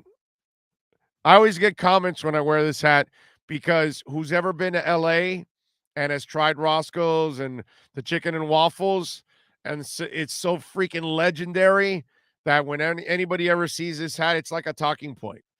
People always tell me, oh, dude, damn, you been to Roscoe's? I'm like, yeah, of course. I guess you could buy it online or something. but I bought this one at Roscoe's, right by the Forum. That's the one I go to all the time. I mean, talk about calories. So this is the routine when I go to a concert at the LA Forum. We go a little early, stop by at Roscoe's, eat a little chicken and waffles, go right into the concert. When we get out of the concert, we stop at Randy's Donuts and then head back to wherever we're staying, Hollywood, wherever, Beverly Hills, West Hollywood, you name it, wherever I'm staying in LA. But I love if you ever go to LA, you have to go to Roscoe's Chicken and Waffles. You have to. I'm telling you. It's an absolute must. They fry the chicken the way, you know what, my mom used to fry it. That she had that magic of being able to fry it, and it was the skin was just crispy enough. And then you'd slice into it, and the chicken was not over juicy, just a little bit of juice, but it tasted great. They do such a great job. Next man up mentality can inspire players to play better, but it can also sink a game plan depending on that inspired play. Yeah, the next man up stuff works when the next man up is good. If the next man up is Jacoby Brissett, it ain't gonna work that well. If the next man up is Noah Igbenogany, not gonna work out. Okay. Please, Big O, explain to me how the NBA, which was probably the number 2 or 3 sport in the country, has driven their TV ratings into the toilet. I don't know. I don't know what to tell you. Don't know how they've driven their TV ratings into the toilet. I know we have good TV ratings here locally for the NBA. Now lately, it's been, I think now this season will be a better measuring stick than what's gone on the last 2 seasons with the bubble, with the time slots, the way things were being played. You had games being played in the middle of the day, all of that kind of stuff. It's a different world now. They're back to their normal schedule. So I think you have to now go back and see what happens this year with the ratings compared to 3 seasons ago is the way you got to look at it. So I don't think these last 2 seasons really do justice in measuring what's going on in the NBA. But either way, my man, it's incredibly popular worldwide. So maybe you don't like the NBA. Maybe you don't want to watch the NBA, but plenty of people are still watching the NBA. And who knows, maybe the internet has also kind of changed the numbers since you can't really put them in the ratings. Big O, where's the best place to get chicken and waffles in South Florida? I'll be there in 16 days for 10 days. Oh, you could go to what is it called? Yardbird? Is it called the Yardbird? The one in South Beach? Is that what it's called? They're good. I want to say, let me see. Somebody help me out there. I think it's Yardbird.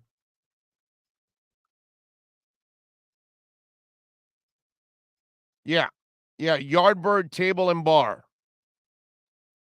That's it. 1600 Lenox Avenue. Go to there and get chicken and waffles. Yardbird Table and Bar. 1600 Lenox Avenue, Miami Beach. There you go. Yardbird Table and Bar. Let's see. Need real playmakers and more of them. Yes, they do. Yes, they do. McVay, McDermott, Kingsbury, these guys have tenured coaches on their staff. Their success as a team is sum of all coaches. All good teams in any endeavor need quality and experience, except for Cam Flo. He doesn't need it. Sam Thompson says, hey, across the pond, Big O, I think I've gotten over the disappointment from the London game. Fingers crossed for a win against the Falcons. Let's hope so. God. Falcons are favored here at Hard Rock.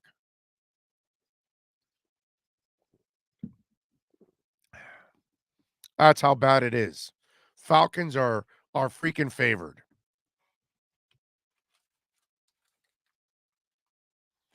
I think I'm going to get a cough drop now, as you can tell.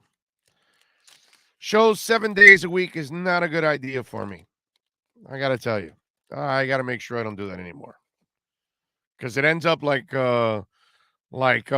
Sean said, I end up doing 13 straight days. And that's just not a good thing. You know what I'm saying?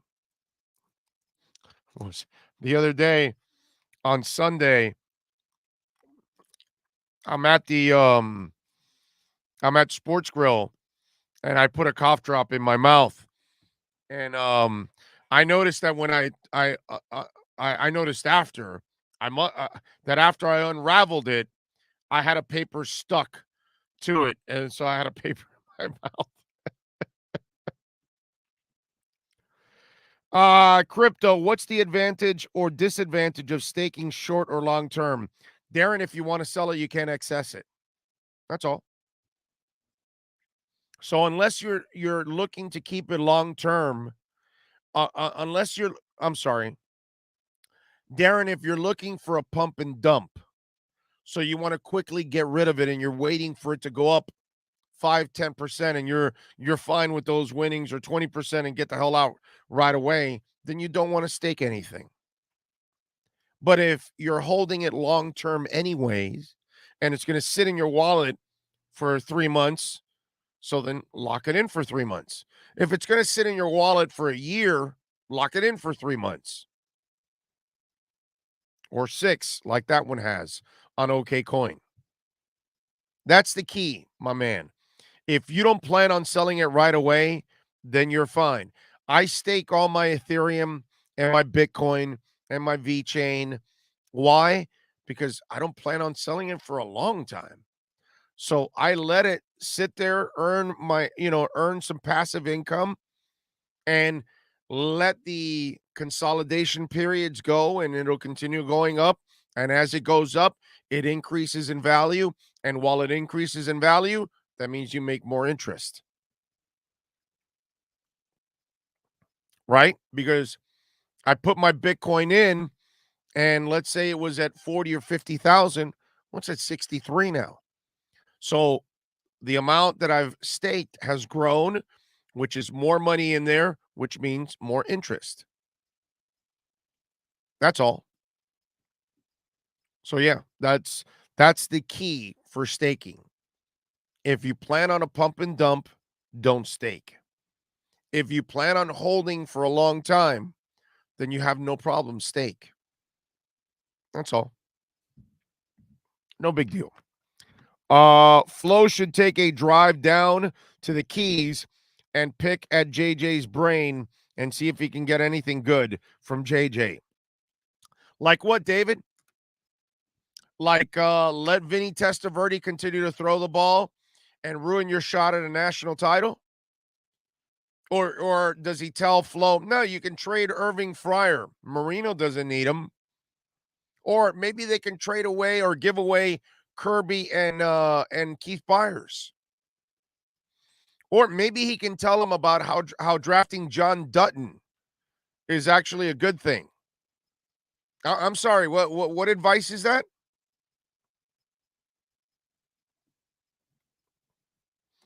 I love how everybody makes it sound like he's the ultimate guru.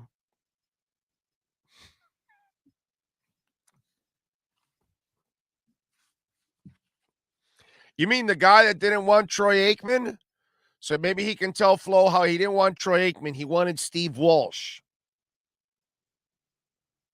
That kind of advice, dude?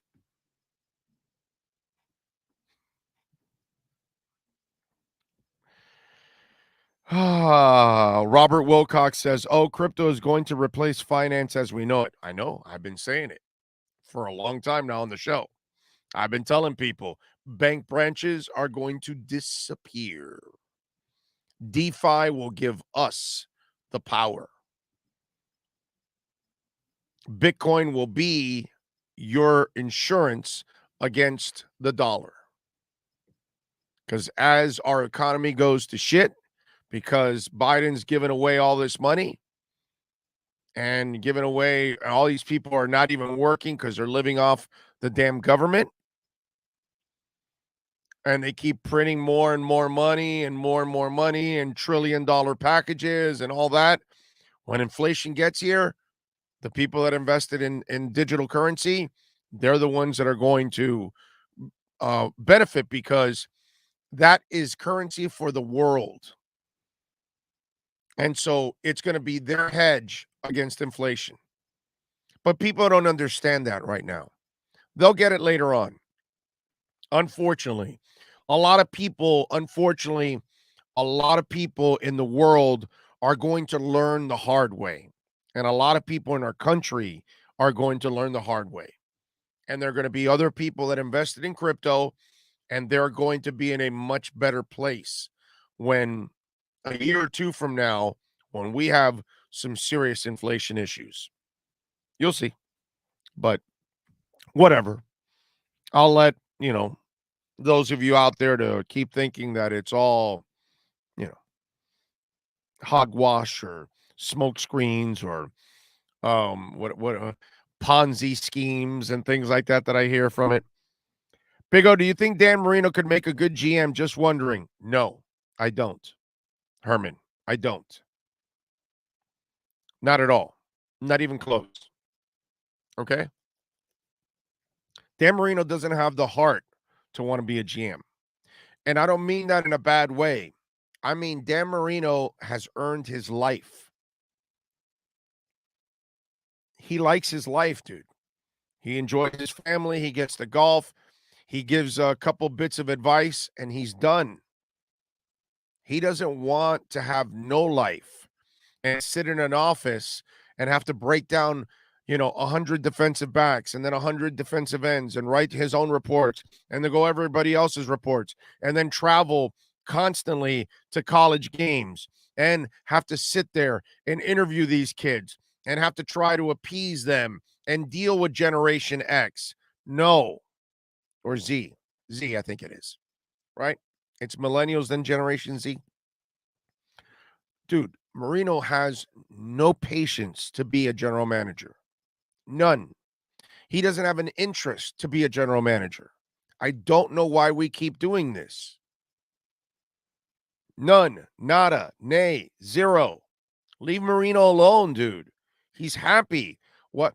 You remember how we joke around and some of you guys have said, oh, Big O for president, right? Because I say something, whatever, stupid, and you guys agree with it, and I'm crazy enough, and this and that, whatever. And you say president, and then I tell you, what do you want to do? Kill me? Like, that's the last job I want. I don't care what kind of money I'm going to make.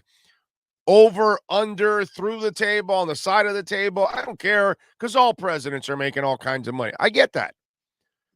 But I'd be dead getting that job. Because everybody's screwed getting that job. You're never going to make people happy. Same thing. Is that what you want to do to Marino, dude?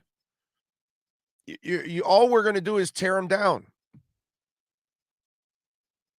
As great as John Elway is, he was able to win a title because he was able to bring Peyton Manning over. But after that, he lost his fastball because everybody figured out, wow, John kind of can only build a defense. He can't find a quarterback if his life depended on it. You see what I'm saying? So it gets to a point where the last thing I want is to see us slamming Marino because he didn't make the right picks. You guys got to stop it already, man.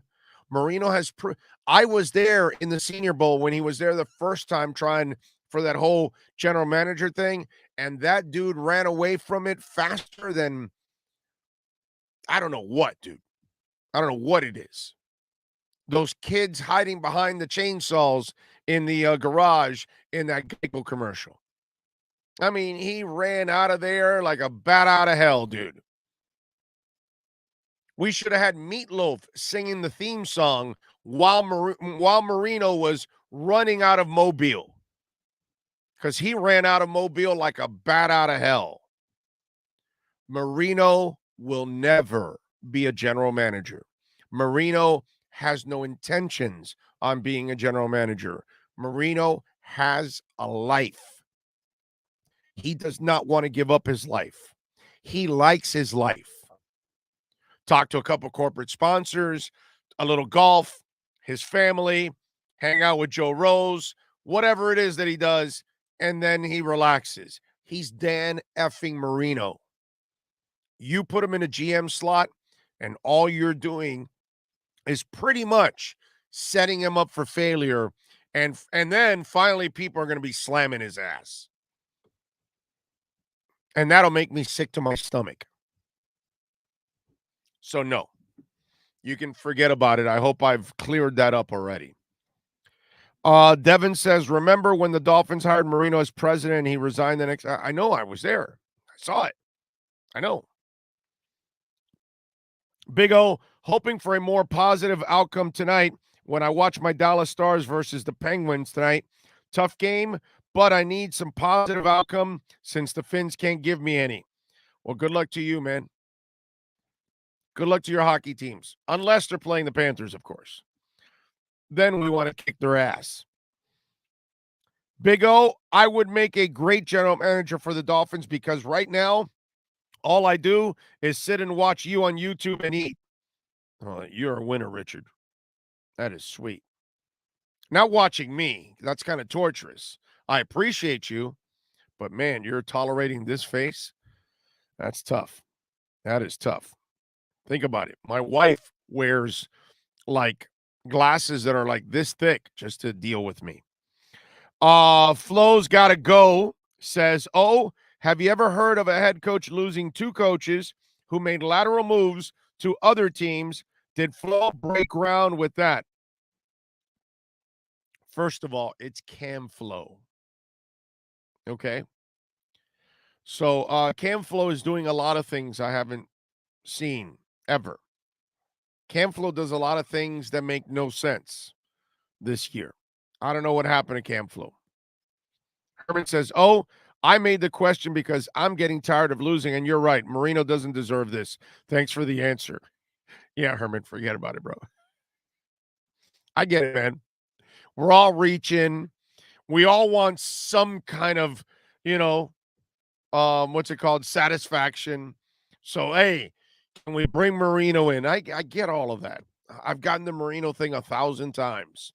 But if you really look at it, all you got to do is look at the man and look at his life and look at it. You can tell he has zero interest to ever do that. And personally, I don't want him to do it. I think it would be a terrible move on his part. Meatloaf Singer equals Big O. That's right. Me and Meatloaf, we are two of a kind. Big O, are you ready to watch the Lakers run away with the chip? I'm ready to watch, Tank. I don't know if they'll run away with it. Are you sure Anthony Davis is going to stay healthy, buddy? Because that dude's a sack of injuries. Big O, in all seriousness, you should do a podcast on Bitcoin for the people who are really interested. I am going to do with Dono a crypto podcast, but not yet. I wanted to do it right away when we stopped the onside thing, but I got to build this thing up. We got to build up the sponsorships. We got a lot of people working on this show. So, it takes money. So I got to first build this up, get it to the point where we're comfortable and everybody is, getting paid what they're supposed to get paid and we're all fine. And then I can think of the crypto one and I can set that one up. Okay. But right now I've got to focus on this, fix it up, and I'll talk crypto along the way here on the show. Like I'll talk music, like I'll talk life, whatever. I saw a guy a little while ago on the text line. I forgot where it was. I'm trying to see if I can find. The problem is, man, there's so many. It's not a problem. It's really awesome, but it becomes tough because there's so many people on here to try to find it. But somebody said that athletes should, stay away from commenting on politics or something like that. I forgot which one of you said it, but my point would I answered the gentleman. I forgot which one it was, but the bottom line is athletes can comment on anything that they want. That's the American way. Period. That's all. So if people are asked and they've got a mic in front of them and they want to give their opinion, they're entitled to it. They live in this country. They're Americans. It's the same thing as on this show, or you're at home, or you're at work and you're discussing with a coworker of yours about something in politics, whatever. I get it, dude. Religion and politics are so touchy. And some of you don't want to hear somebody else's opinion because you don't agree with it. And that's usually where the attitude comes from. No, shut up, because I don't agree with your opinion, so I don't want to hear it. And that's a bunch of bullshit. Okay, we're in America, man. You may not agree with what somebody says, but we're in America. They're entitled to give their opinion. I have no problem with it, whether I agree or disagree with it. Speaking of politics, by the way, not to get too political, but good for Allison Williams. She's the former Marlins, and I think she was Marlins and Panthers, I believe, right? And she was the sideline reporter. So she's obviously hit big time with ESPN and done college football, all kinds of stuff. So Allison did not want to get vaccinated because she was trying to have a second child with her husband. And ESPN required her to be vaccinated, which I understand requiring somebody to vaccinate. But I also understand a woman trying to have a child and you don't know if the vaccine will affect anything.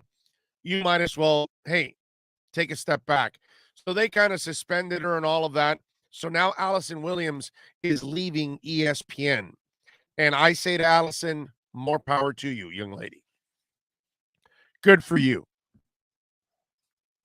I don't have a problem being required to get a vaccine because I understand what you're trying to protect yourself and others from the virus. That's understandable. But I also have to respect a woman trying to get pregnant. And if she is a little hesitant on getting the vaccine because it could affect her, you never know. Not that it does, but you never know. So I get it. I get people that have religious issues with it. I get people that have medical issues with it, that they can't take the I get all of that. That we have to have, there are some exemptions to this thing. You know what I'm saying? I'm all for the vaccine. I'm all for social distancing and not shaking hands and washing your hands and all that good stuff. I want to get this virus out of here. But watching her, this is such a shitty business. And you and I talk about constantly about stations like QAM and 790 and Odyssey or /Intercom /CBS that have been here for the last couple of years with those stations and others in town, and how they treat people like shit, how they don't care about human beings, how they are easily getting rid of us with no problem whatsoever. Meanwhile, they're losing their asses, by the way, by getting rid of people like us. But that's all right. Whatever.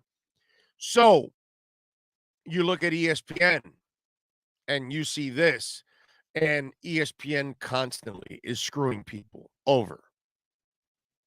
More power to her, man. I'm happy for her. Obviously, she must have another job. She's very good at what she does. I'm sure there'll be somebody lined up to hire her, and that's probably what happened with her agent. She probably told her agent, go find me something. And when they found it, they told the ESPN, bye-bye. Good for her, man. She's a nice person. She deserves good things to happen to her. Hey, listen, for those of you that are parents out there and your kids are, in that stage where they're growing up and they're going to try to figure things out, don't let them get into the broadcast biz. Radio's terrible. You all know newspapers are pretty much dead. And television is abusive also. But television still might be the better one out of all of them. And yet you have this going on.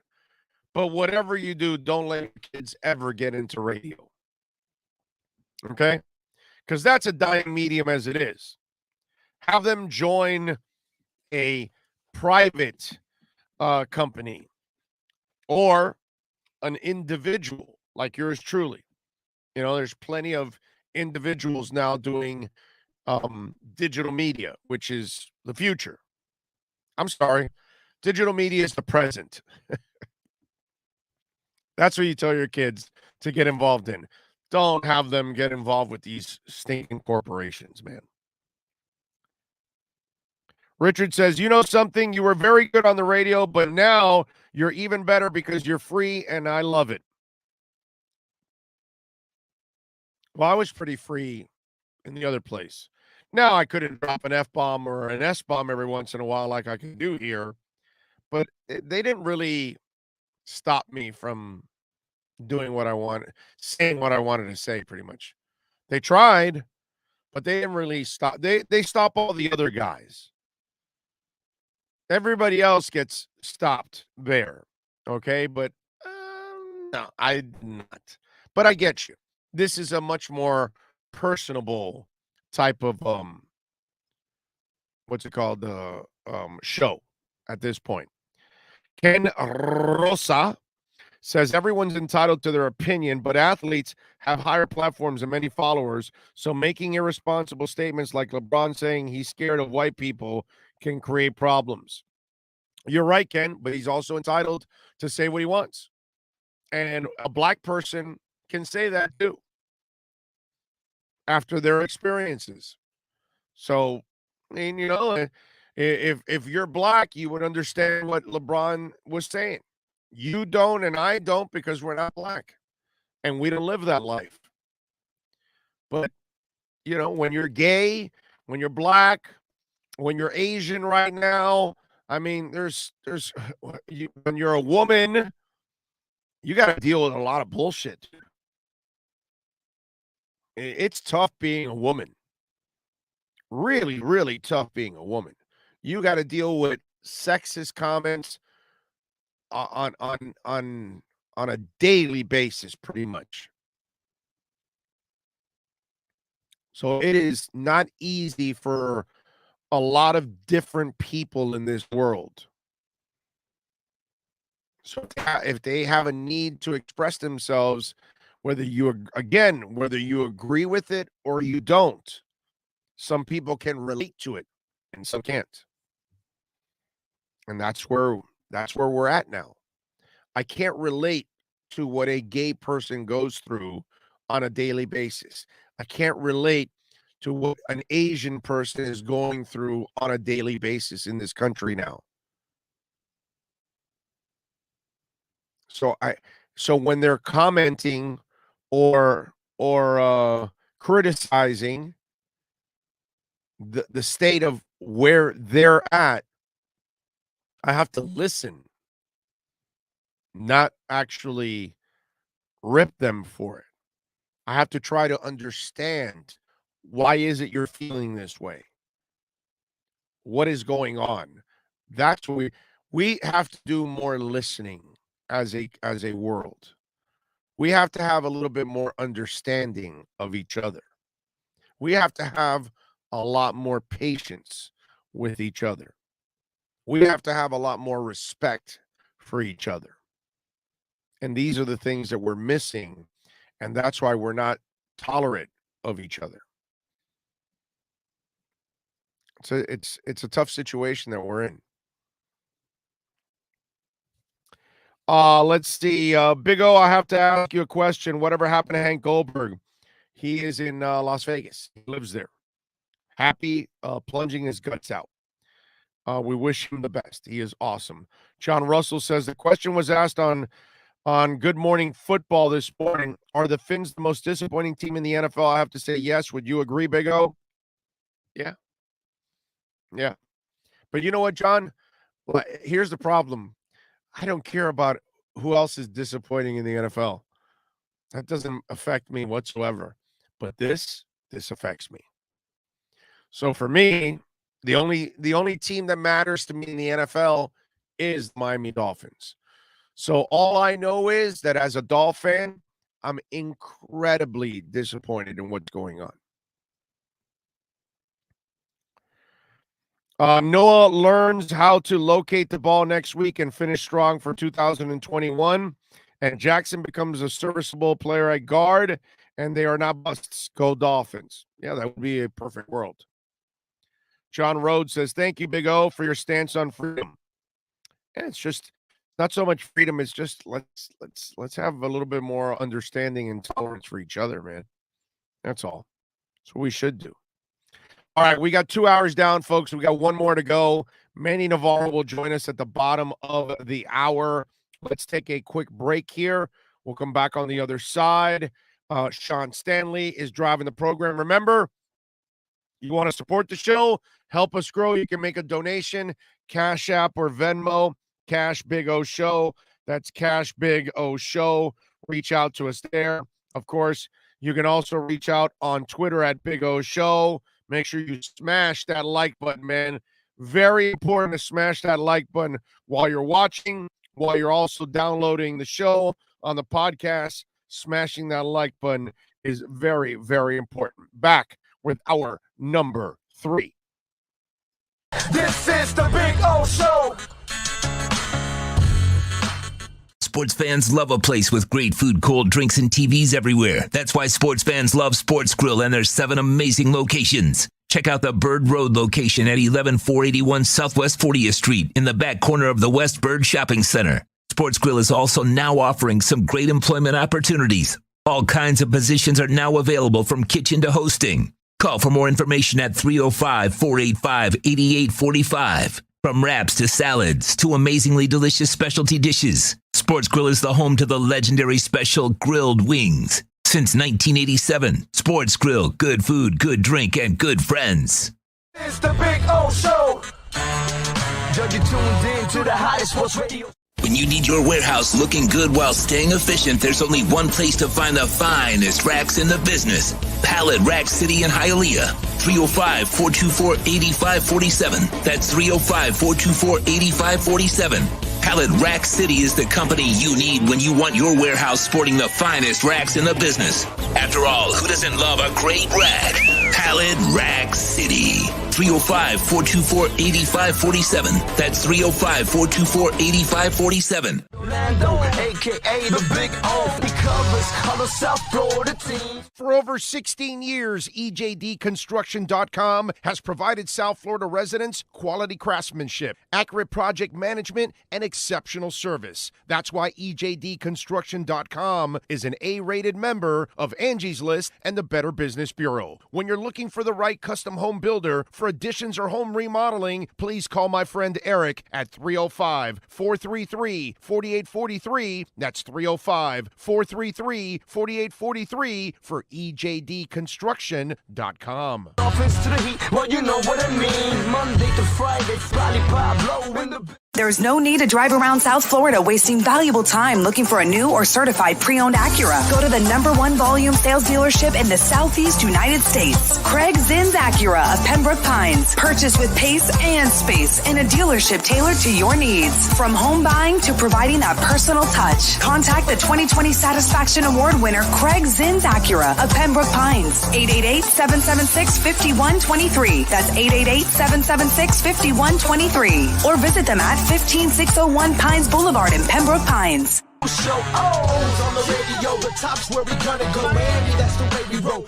Folks, you can support the hardest working sports talk show in South Florida through Cash App or Venmo. Just search Cash Big O Show. Support us through Cash App or Venmo. Cash Big O Show. We thank you for your incredible support. On the morning show, we go.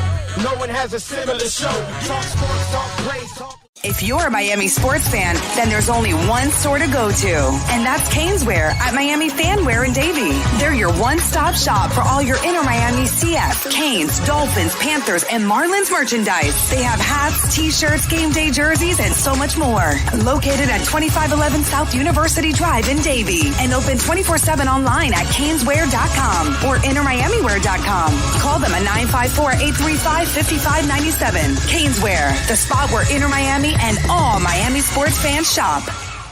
Live and direct, because nobody do it better than Big O in the set. From sunrise, listen live. When you're ready to purchase a new home or refinance the one you have, American Dream Lending will make sure your loan experience is easy with fast approvals and quick closings. With many loan programs and competitive rates, now is the time to turn your dreams into reality. Ask about special financing for veterans. They never charge an application fee, and you will work directly with one of their experienced loan professionals. Stop dreaming and contact American Dream Lending today, 786-802-1727, or online at adreamlending.com. The viewpoint statements or beliefs expressed on the following program by the host, guests, or callers are not necessarily the opinions of fantasyxs.com, Media Group Inc. ownership, management, sponsors, or website. When it comes to South Florida sports teams, very few in the media have witnessed, lived, and covered it like the Big O. Let's start the program dedicated to your favorite South Florida teams with a passion that's unmatched. The Big O Radio Show is on. Here's the Big O. Friday, our numero tres is on the air.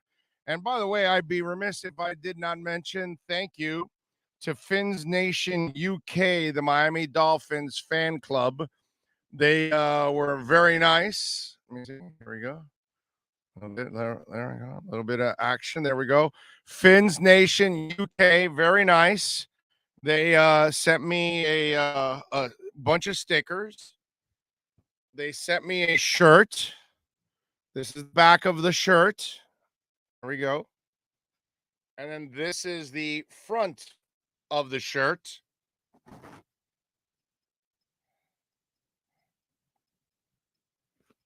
For the Dolphins-Jags game, thank you very much. I will wear this shirt in pain.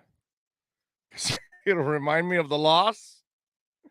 But also, I just want you guys to know that you have made the studio right there. Right there. See it right there? Fins Nation UK right there. That sticker is there, baby. Love it. So you guys are in. You're right there with where is it? Oh, right there. NorCal. You got your sticker right there. And then this was, who gave me this? I think it was, damn it, who gave me this one now? I'm so sorry. Now I'm forgetting who gave me this one. But anyway, appreciate all of you out there for always contributing to the studio and helping out. So we got our Fins Nation UK folks right there. Yeah, baby. Fins Nation UK. Thank you, thank you, thank you, thank you. Appreciate it out there. Fins up, Wayne Martin, and all of Fins Nation UK. That was very nice of you to send that, man. Very, very nice. I appreciate it out there. So kind. And NorCal, we got you. Well, you got that. And then I also got the NorCal coin. See, this is there's a NorCal coin, you see? Look at that thing. Is that classic or what? Huh? The NorCal coin. I love that. You guys are awesome. You guys spoil me with gifts all the damn time. So NorCal coin here. And also, now I'm forgetting now the gentleman that gave me this one.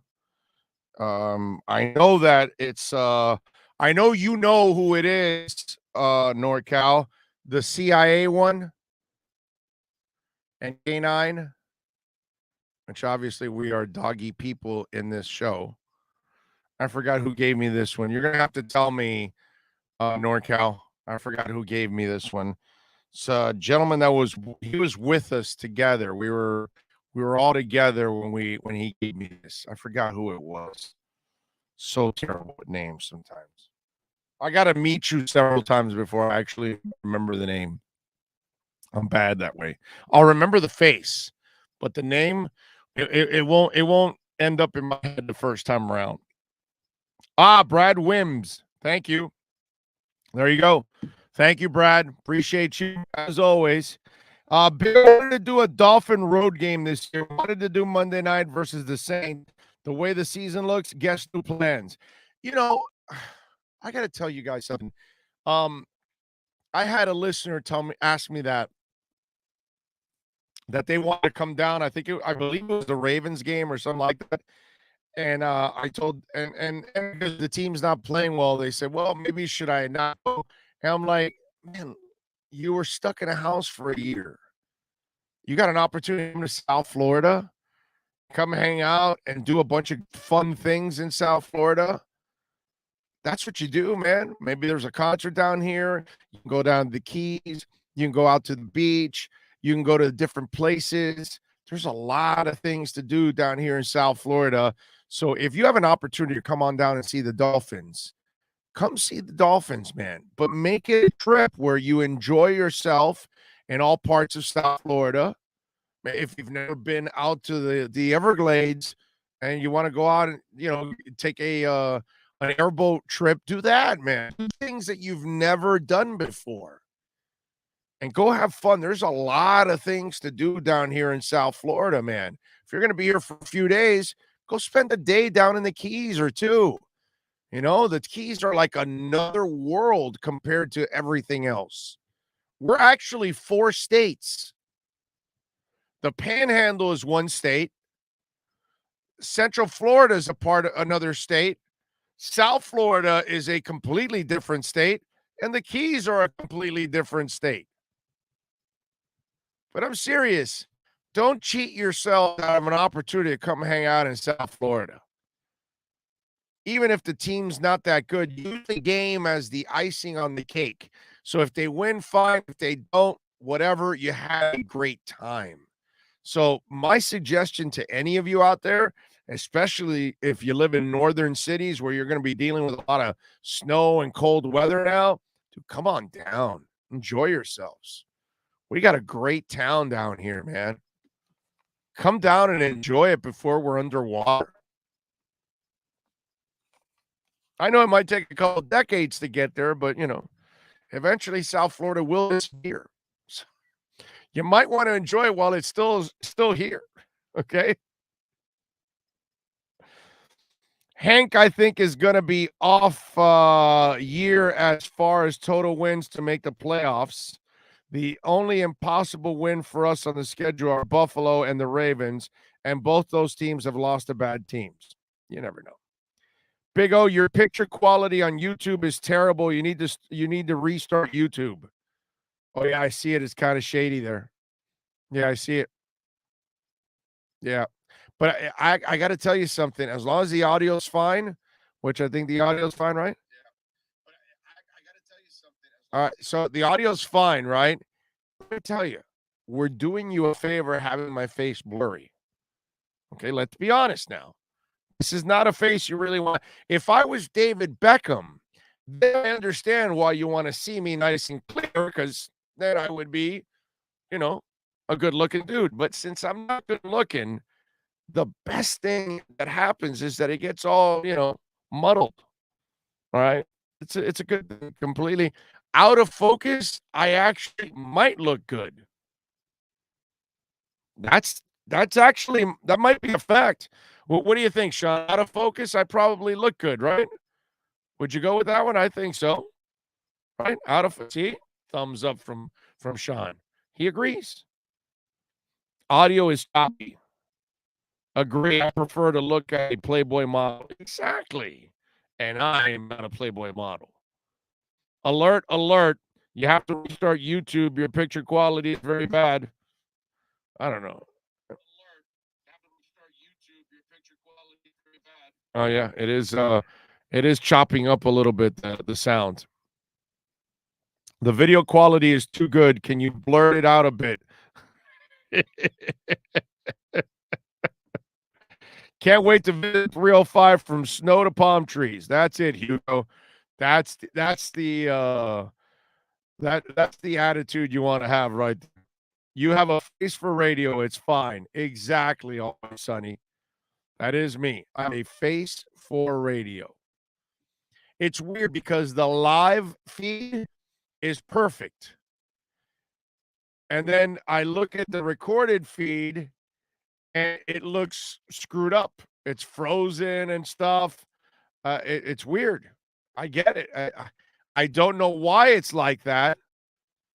You would figure if the internet was bad here, which I don't know, is it? Then my live feed would be weak, but the live feed is perfect. Sean looks perfect in his wife beater. 2 thumbs up, he says. There he is. There he is. He's wife beaten.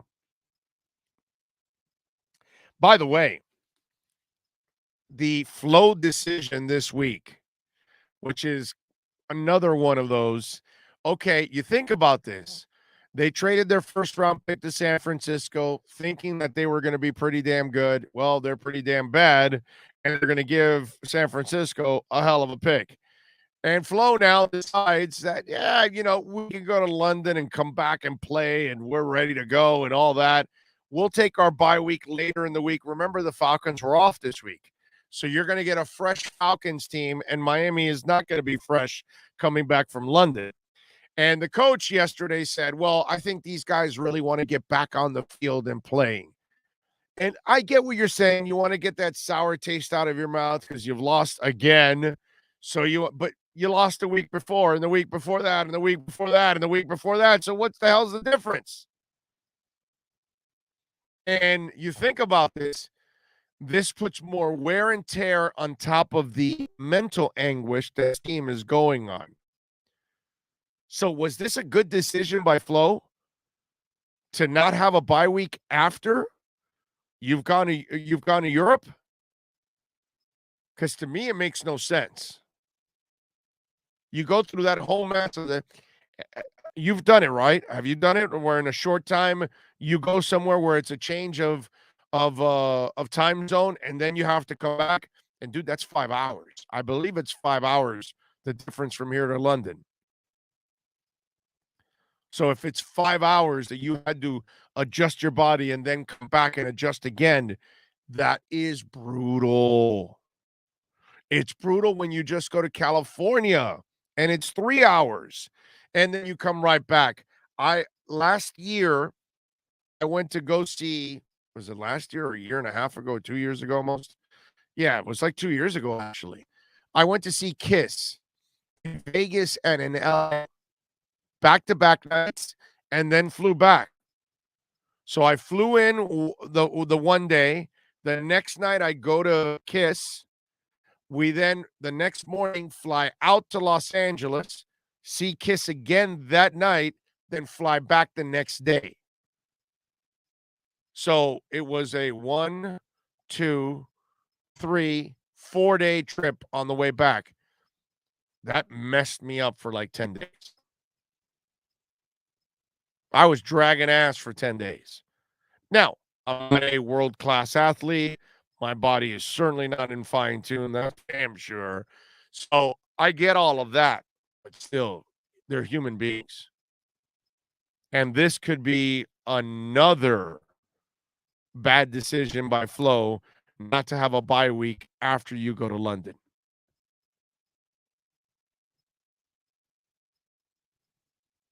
So did coach make the right decision on that one?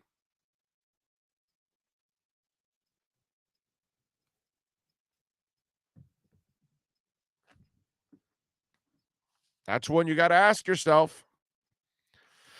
I would say no, you did not make a right decision on that. I get it. You wanted to, hold off a little bit more on the bye week, but your team is injured already as it is.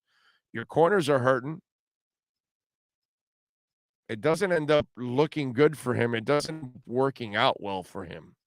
I'd like to see how this team is this week in that hot sun in South Florida. I think Flo effed up there not getting the break, not giving his team the break, which they might have needed also the mental break after losing 5 weeks in a row. Big O, the way I look at things, the Finns are not out of the picture until they lose more games than last year, which is 7. If we can win this weekend, we may have luck in Buffalo. Man, I hope so. I hope so. Your voice is also being a little distorted right now. Sounds like you're talking through 4 phone lines. It sounds good now. Let's see. Tank McBride says he said white beater, not wife beater. I did? I thought I said wife beater. I'm pretty sure I said wife beater. White beater, that's funny. Rosendo says, I still wonder if our players didn't play so they can get the rest following week because we don't have a bye. No. Rosendo, no. They had to, dude, you don't want to lose to the Jags. This is a team that hadn't lost in 20 games in a row. I mean, they hadn't won in 20 games in a row. They have lost 20 in a row, dude. You do not want to lose that game if you're the Dolphins. So there was no way that they let up at all. Samuel says, oh, the Eagles made out so far with those picks, 3 first-round picks. Scary. Yep. We'll see what they do. Last time they got an injury-prone quarterback. Needing a bye week after a European trip is why a permanent overseas team won't work. The international series is awesome. Add it, but no permanent team there. NorCal, I disagree with you on that because I think they're setting the stage now. 17 is leading to 18 games. 18 games will then lead to 2 bye weeks. And then what's going to happen is everybody that plays on a Thursday or plays in London will then get a bye week after that. So that way you will have your regular bye week and your bye week after your Thursday for your Thursday games. So that way you're not playing on Sunday and then Thursday. You're off the week before the bye, and then you play the Thursday game. You're off that week. You'll play the Thursday game, and then when you're done with Thursday, you'll get another 10 days for the next one. So that kind of evens it all out. So I think we're working our way to 18 games in 2 bye weeks, and they will be there. Now, what actually works in Europe, NorCal, is to have a European division. So that we can send the team from America to go there and stay there for a couple of weeks. And what you'll do is have a central practice location in Europe where those visiting teams from America will practice there the entire weeks, and they'll just train or bus or plane wherever they got to go to wherever it is. Spain, Europe, Spain, Germany, London, you name it, wherever they put the teams. So you stay kind of centralized location in Europe, and then you kind of visit the different teams. I think that's what's going to end up happening. Or your European teams will have multiple fields to practice in. And so what Inter Miami does, like Inter Miami has multiple fields, so that allows Montreal to be there and house itself and practice. So they're able to practice. So I think all those European teams will have an extra practice field for whatever the visiting team is that week. And then obviously some kind of a team hotel be situated somewhere local to that team. So it can be worked out where you could keep a team there for 3 weeks and they play 3 games and then they fly back and then they have a week off. That kind of stuff. So I think they're kind of setting us up, but I'm actually going a little ahead of myself on this Because obviously, I think you all know 17 games is leading to 18. They're not going to have an odd number of games permanently like that. It's just not going to happen. So they'll add the 18th game, and I believe they'll add the 2 bye weeks in the process. And then if they add the European division, because that's what you should do, not a team, a division, then I think it works better that way. That's what I would do. But, I mean, we'll see. No offense to our fans in the UK, but I am not a fan of NFL games.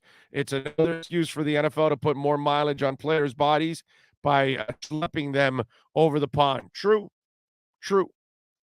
But, Adam, we're getting to a point, right, where we're global as a community.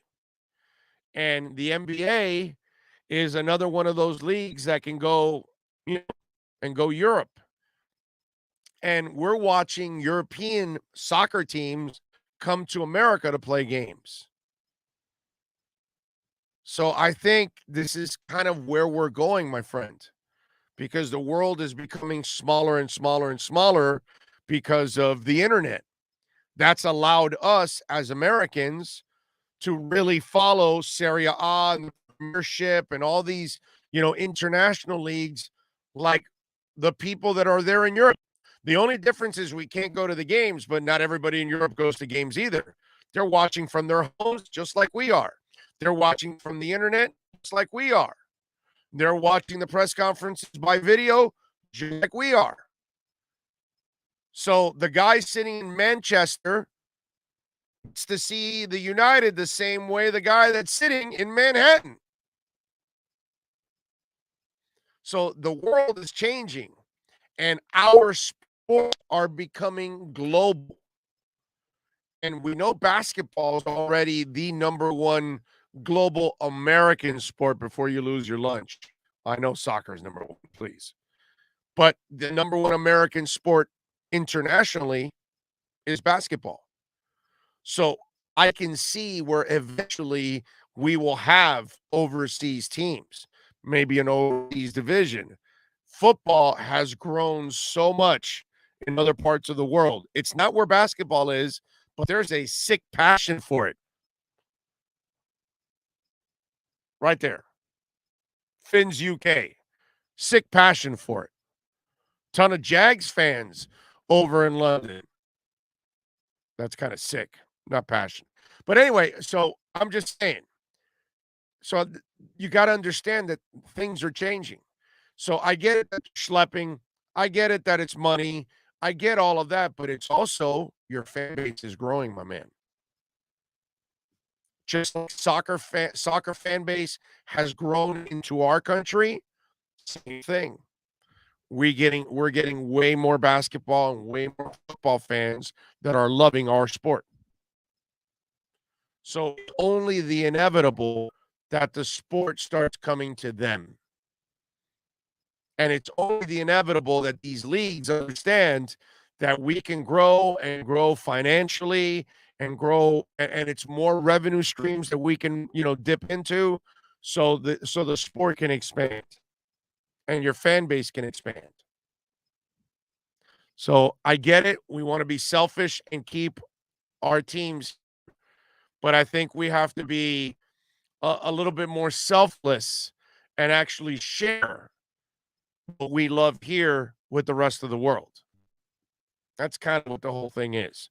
So, yeah, there's the business side of it, but the reality is it's growing to a point that we got to include our friends, all over the world, and we should. Big O, do you think Belichick will catch all-time wins record? I hope not. I hope he goes through hell and he can't get there. We'll see. But he's got a shot at it, man. He's the only guy that will ever have this shot again. Nobody else is going to get this shot at breaking Shula's record. I hope it doesn't happen. I hope Shoes can keep it. Lazy Lightsaber says, I'll come back tomorrow. Maybe the sound gets fixed. Love the show. Oh, well, we got a podcast, so you can check out the podcast. Love the show. Oh, we got a podcast, so check out the podcast. It's going smooth. I mean, it may not be perfect, but I hear it perfect. It's going smooth. Oh, there we go. It broke up. I mean, it may not be perfect, but I hear it perfect. Yeah, it's not that bad. I mean, sorry. I mean, to restart YouTube, then everybody gets back on. I get it. You know, I can see the numbers have gone down because probably some of you have checked out. Dan Talk says, if you were Ross, what would you do? I look at our team and just don't see one area where we are decent. Even our punter is horrible. Yeah, the punter move was bad. Was bad. Dan, ask me at the end of the year. All right, I want to see how they respond here for the next 11 games. I get it. We have no patience, and you guys want immediate changes, but I'm just not ready to make immediate changes. And I'm not happy with Flo at all. I mean, at all. Like, I'm pissed watching Flo because this is not the same dude I saw the first 2 years.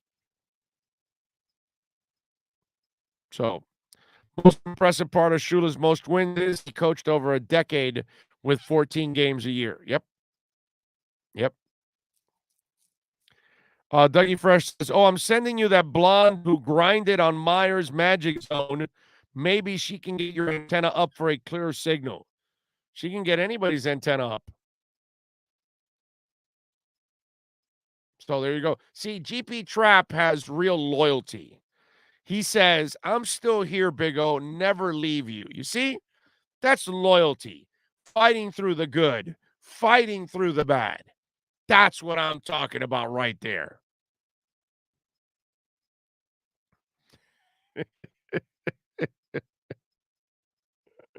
Flo made the bed. Now we got to lay in it. Yeah. Yes, he did. All right. Let's do this. Let's take a quick break. When we come back on the other side, Manny Navarro is set to join us with our Caneswear Miami Hurricanes report. For over 16 years, EJDconstruction.com has provided South Florida residents quality craftsmanship, accurate project management, and exceptional service. That's why EJDconstruction.com is an A-rated member of Angie's List and the Better Business Bureau. When you're looking for the right custom home builder for additions or home remodeling, please call my friend Eric at 305-433-4843. That's 305-433-4843 for EJDconstruction.com. This is the Big O Show. There's many ways to support our program, from subscribing and liking the show to visiting our terrific sponsors. Another way is using Cash App. If you would like to donate to the show and help us grow, download Cash App and search Cash Big O Show. That's Cash Big O Show. We appreciate your support as we continue to build the best sports show on the planet for South Florida sports fans. Support the Big O Show by using Cash App and donate to Cash Big O Show. Thank you. If you're a Miami sports fan, then there's only one store to go to, and that's Caneswear at Miami Fanwear in Davie. They're your one-stop shop for all your inner Miami CF, Canes, Dolphins, Panthers, and Marlins merchandise. They have hats, t-shirts, game day jerseys, and so much more. Located at 2511 South University Drive in Davie, and open 24/7 online at caneswear.com or innermiamiwear.com. Call them at 954-835-5597. Caneswear, the spot where inner Miami and all Miami sports fans shop. The viewpoint statements or beliefs expressed on the following program by the host, guests, or callers are not necessarily the opinions of FantasyXS.com, Media Group Inc. ownership, management, sponsors, or website. Time for Canes fans to get what they want. Information, insight, and perspective. It's the Caneswear Miami Hurricanes Report with Manny Navarro, exclusively on the Big O Radio Show. Here's Big O and insider Manny Navarro. All right, we're back. There it is, the Caneswear Miami Hurricanes report, and there he is, Manny Navarro. Manny, thank you for joining us as always, my brother. How you hanging in there? Doing well, just waiting for the hammer to fall, right? That's what we're doing the rest of the season, waiting to see when things are going to change in Coral Gables, if at all. Do you think they'll change? Because I don't think they'll change. I think they'll bring them back next year, no matter what. Because I can't see them swallowing 2 years of salary. Yeah, well, I mean, listen, there's ways to work that out, right? Yeah. If Miami wanted to pay him to go away or work out some sort of deal here, Mark Richt, of course, left a lot of money on the table, right, when he retired. Maybe Manny Diaz feels some sense of guilt for what's happened. He'll never have this shot again, dude. He's gonna take all that cash. He's gonna take all that cash because right now he hasn't built a resume to get back a defensive coordinator spot. Okay, because it's not like his defense is tearing it up either. You know what I'm saying? So that's been a bad look. And you know what? I give them credit this week, man. They fought back. They got back into the game. And speaking of defense, actually his defense figured out UNC. And that's the reason why they kind of got back into the mix. Obviously, the penalties, the turnover, all that other stuff reared its ugly head again, and the rest is history. But this week, I actually gave them a lot of credit for fighting back and getting back into that game. Yeah, the kids haven't quit on him. I mean, at least the younger kids, right? The ones that are getting an opportunity to play. So I think that's what matters as far as what the administration is concerned, right? You never want to have another situation where, Clemson comes into your building and beats you 58-0, and it's a total embarrassment. They're not embarrassing Manny Diaz. I mean, they're embarrassing by losing, but they're not embarrassing him as in not putting forth effort and trying. So yes, they're still fighting for Manny Diaz. They're still trying to win. But we're at the 30 game point. They're 16-14. And when I sat in Blake James's office, 6 months after he hired Manny Diaz, as I wrote in my story this weekend, I asked him, I said, when is Miami going to be back? When are they supposed to be back? And what I meant by that was, hey, not when they're going to win the Coastal, but when are they going to actually be competing for the ACC championship and winning national championships? And he said 3 to 5 years. And we are closing in on 3 years. And the honest to God truth is they're just as mediocre as they were before under Al Golden and Randy Shannon. There is no excellence going on here. They're not even close. They're not even close to being anything like that. As I wrote, they're 1 or 2 plays away from being mediocre, right? Because if they make the field goal and Tyler Van Dyke throws a touchdown pass instead of getting intercepted at the end of that North Carolina game, they're 4-2 and 2-0 in the ACC, and everybody's they still got to. But the whole point is, it's not when do they get to the point where they contend for the Coastal or win the Coastal. It's when do they get back to winning championships, right? When do they get back to playing for championships? And that's the thing I think we can't lose sight of, because I think for too long we've been lulled into this concept of, they're building it, Al, he's recruiting well, he's got these good recruiting classes, and then you get to that point and then they lose to Virginia or they lose to Duke, and then you're just, oh man, they just missed making the Coastal. That's not what Miami should be about. It should be about winning championships. And if that's what they hired Manny Diaz to do, he's falling well short of that. Yep. No, I'm with you there. We know that the transfer portal is probably going to be very active with guys that are going to want to get out because they're not getting opportunities. But on the flip side, the younger guys aren't seeing anything impressive on the coaching side. So yeah, they're getting playing time, but the cynical one in me says, are these young guys hungry to put something on film to help their transfer also a little easier too? Because I get the feeling that this transfer portal is going to be loaded with kids that you wanted to get rid of and kids that you wanted to keep. Yeah, it's tough to say, because the one thing I can say about the transfer portal is it's always loaded. There are over 1,000 players in that transfer portal right now. Kids that thought, well, you know what, this is a bad situation, I'm going to go somewhere else. Well, what coaches are doing now is they're looking at that transfer portal and they're saying, well, this guy sucked at Texas Tech, or this guy sucked at Georgia Tech, or this guy sucked at North Carolina. Why am I going to take him at another Power 5 school? Right. So what's basically happened is people look at the transfer portal and say, oh, this is about players getting better. No, ultimately, this is about coaches bringing in better players. And if they can't find those better players, they're just going to say, you know what? Give me the high school kid who I can try to develop.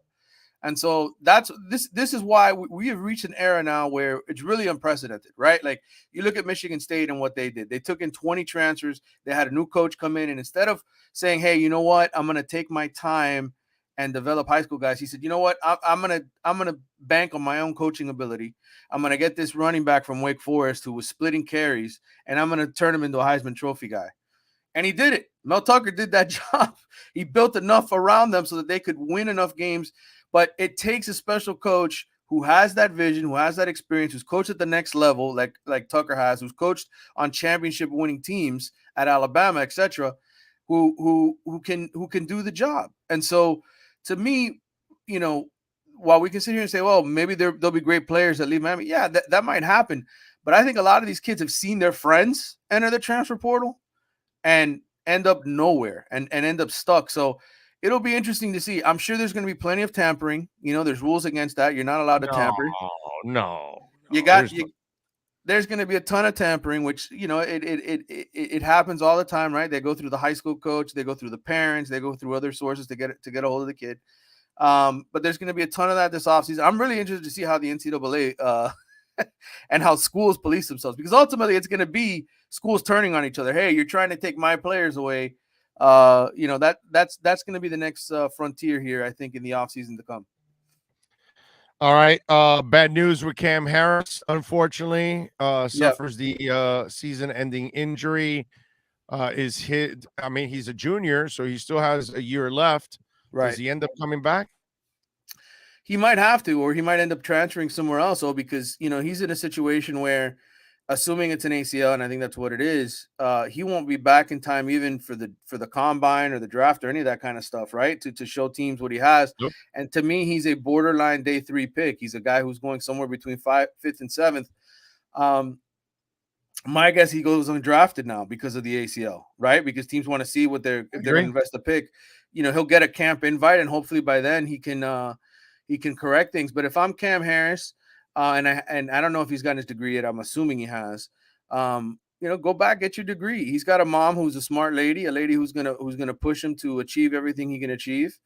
And maybe he goes somewhere else next year. I don't know. Maybe he comes back. I know he was taking on more of a leadership role for this team this year. He was doing more in terms of, you know, talking to teammates, and they named him one of the 4 captains. So maybe he comes back. Maybe Manny Diaz, if he's still here, or whoever the next coach says, come back. But my guess is, you know, he'll test the NFL waters. He'll see what they say, and if they're giving him the day 3 prognosis, he probably comes back to college football in some form. Not only that, dude. Jalen Knighton that's the real reason. Like, him and Chaney. He just looks like he's at another level of talent. Is what I'm saying. When you look at Knighton, he looks like a dude that can house it anytime he touches it. Yeah, and Chaney is as well. I mean, both of those guys are higher rated coming out of high school than Cameron was. You know, most people thought Cameron's teammate at Carroll City, who ended up going to Florida, that was a better running back than Cam. Cam's a solid NFL downhill runner. He's a guy that if he plays special teams and he blocks, he'll be on an NFL roster in some way, shape, or form. I mean, I don't see much difference between him and DJ Dallas and Travis Homer, who are the 3rd and 4th running backs in Seattle. I mean, he's that kind of guy who could find a spot on a roster just as a backup or special teams type guy. So hopefully for him, it works out. He's not a bad kid. I think, you know, he expected more for his career, you know, and for himself at Miami. I think he had some frustrating moments, and, you know, I wish the best for him either way. Is Van Dyke, does he have the opportunity of sealing this job for next year? Because, I mean, the kid played well, man. He made some throws at times. He's got some ability. Yeah, he's going to make some mistakes. He's a young kid and is still learning. But, man, there were some throws. That sidearm throw that he threw, that's the kind of shit that you just don't teach, dude. They don't teach you those kind of things when you're playing that position. You either have it or you don't. And I give the kid a lot of credit, man. He moves pretty well for a big guy overall. But I was really impressed with him overall as a quarterback. I like what I saw from the kid. Yeah, I think, you know, unfortunately for him, I think he's battling nerves at the beginning of the game, you know, and as Brett Lashley pointed out yesterday, it's like you can see that he's just, for whatever reason, maybe he's too juiced up, maybe he's just, a kid who takes some time to settle in. I think, and I said this before the season started, I thought Miami had 3 Power 5 starting quarterbacks on their roster. And, one way or another, it always works itself out, right? Derrick King gets hurt. Tyler Van Dyke gets his opportunity, in part because Jake Garcia went down too. Right. So right. I think, one way or the other, Miami's going to have at least one quality starting quarterback on its roster next year. Whether Jake Garcia decides to stick it out, come back and compete for the job, or Tyler Van Dyke decides to leave because Jake Garcia is the better quarterback. I don't know. We're going to see how it pans out. I can tell you this. I felt after watching both him and Garcia in the spring, I thought Garcia was a little bit better than him. And some of the word trickling out after this injury was that, ultimately some people on the inside thought Jake Garcia would win the starting job because he's more of the complete quarterback, more of the complete leader that Tyler isn't, that he's not as vocal as Jake is. But, again, it's a good problem to have. You get this kid to audition for the next several games without having to worry about anybody else coming back. I think Jake Garcia at the earliest comes back for the last game or two, if that. So, at this point, if he can win some games, if he somehow manages to lead Miami to a win Saturday, which I don't think is going to happen, or the following week at Pittsburgh, which I don't think is going to happen. But if he somehow pulls off some wins here the next couple of weeks, then you have to feel good about him as your quarterback. All right, but the way you kind of made it sound, is this what your gut tells you? Because you made it sound in a way that maybe whoever wins that job, the other guy says, F that, I'm out of here. Is that kind of the feeling getting? It's just the way it is in college football, right? Like it just happens. And like I said, both of those guys know that they could start at a Power 5 level. Okay. And let's not forget, Dan Enos is the one who recruited Tyler Van Dyke. Okay. That's the coaching staff that recruited him. Jake Garcia got pulled in by Rhett Lashley. So if Rhett Lashley's still here, maybe both guys stick around. But if Rhett Lashley goes, maybe Jake Garcia follows him wherever he goes. It depends on what happens with the coaching situation. And, again, these kids, they feel like they can play. I think they both stick it out through the spring. And then if something becomes apparent where one guy is definitely in front of the other, then I think the guy who's the backup takes off. Any developments on the recruiting side? Well, as I told you, I think last week, the Traquan Fagans kid, the cornerback who was a top 100 top 100 player in the country, Alabama kid, went to Alabama. So again, it just comes down to real simple for Miami.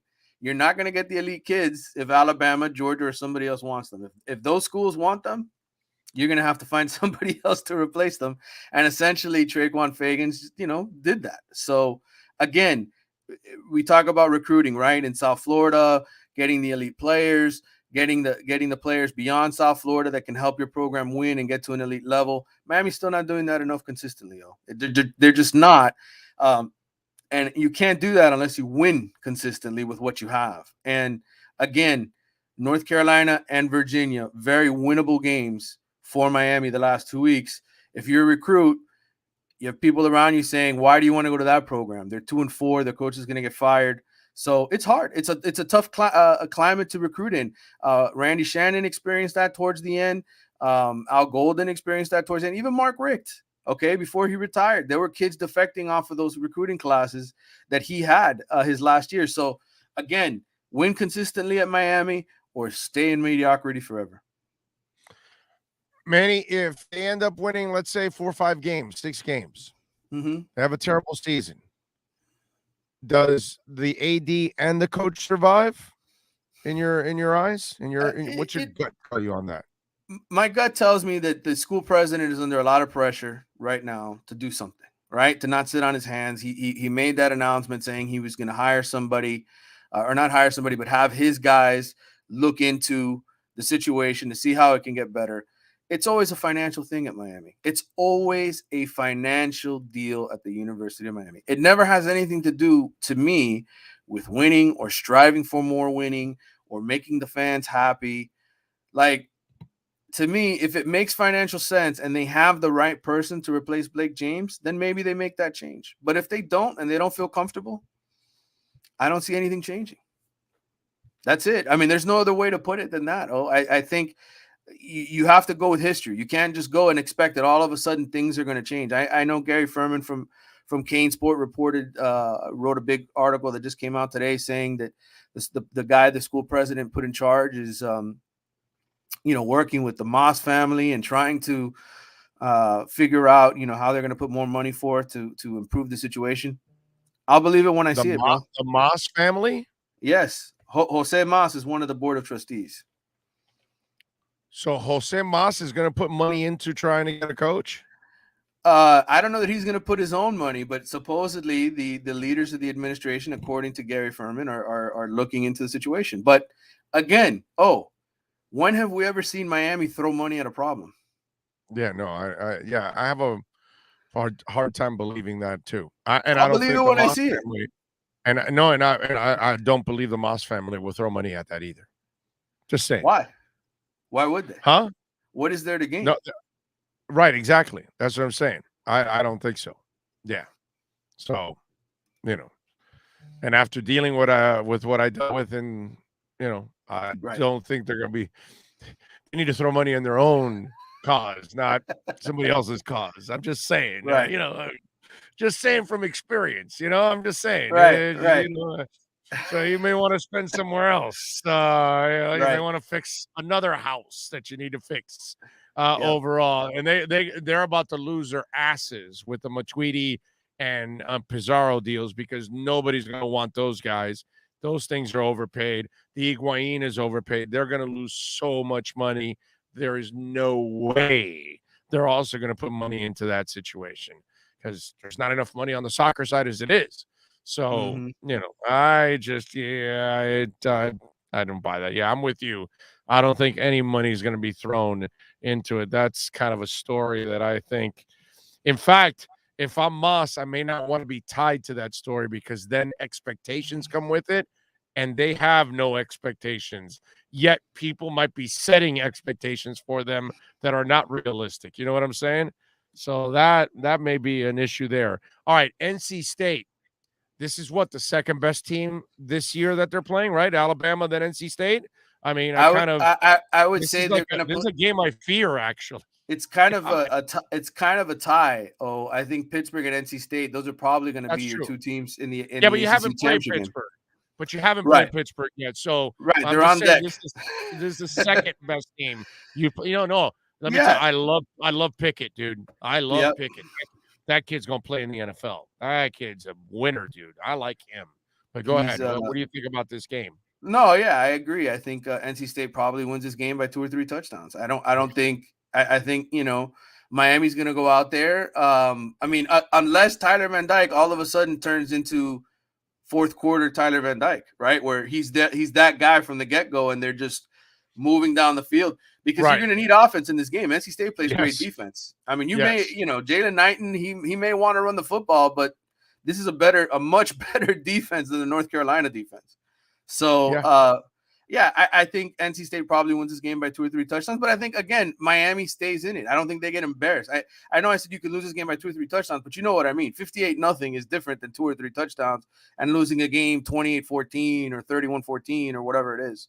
I think as long as they're in the fight and they're moving the football and they have a chance, Manny Diaz doesn't have to worry, and I think they're gonna play for him. They're good enough. There's good enough young players on this roster. There's enough Jalen Knightons. There's enough Elijah Arroyos. There's enough Romello Brinsons. There's enough, Keyshawn Smiths and James Williams and the kid who just had the pick, the Jafari Harvey who had the picks. There's enough guys that are gonna make plays to keep them in games and keep them respectable. And those guys want to play because they want to show, hey, we're good players, whether it's here at Miami or elsewhere.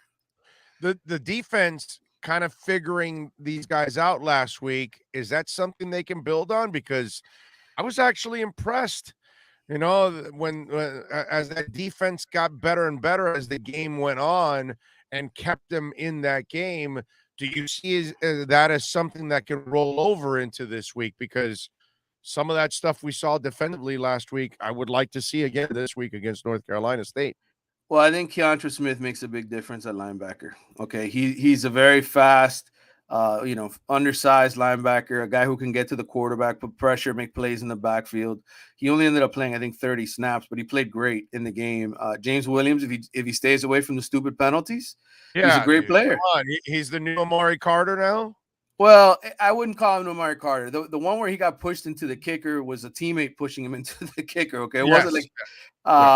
And then there were a couple flags last week that I was just kind of shaking my head, like I can't believe the refs called that.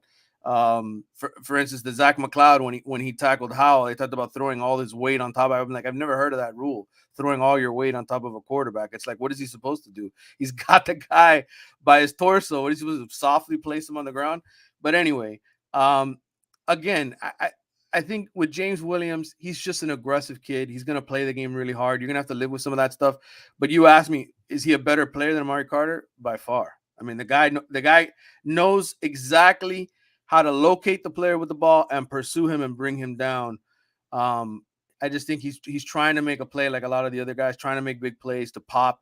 And he just has to settle down and wrap up. If he does that, and by the way, Cameron Kitch is another guy who I really like a lot, the other safety. And you're going to get Avante Williams back this week. He'll play some. They got to keep certain guys off the field. Guys like Gervin Hall who continue to make the same mistakes over and over and over again. Yes. Avante Williams will get Gervin Hall snaps. I think you're going to see a lot more of Marcus Clark, who unfortunately had that ball go through his hands against Virginia.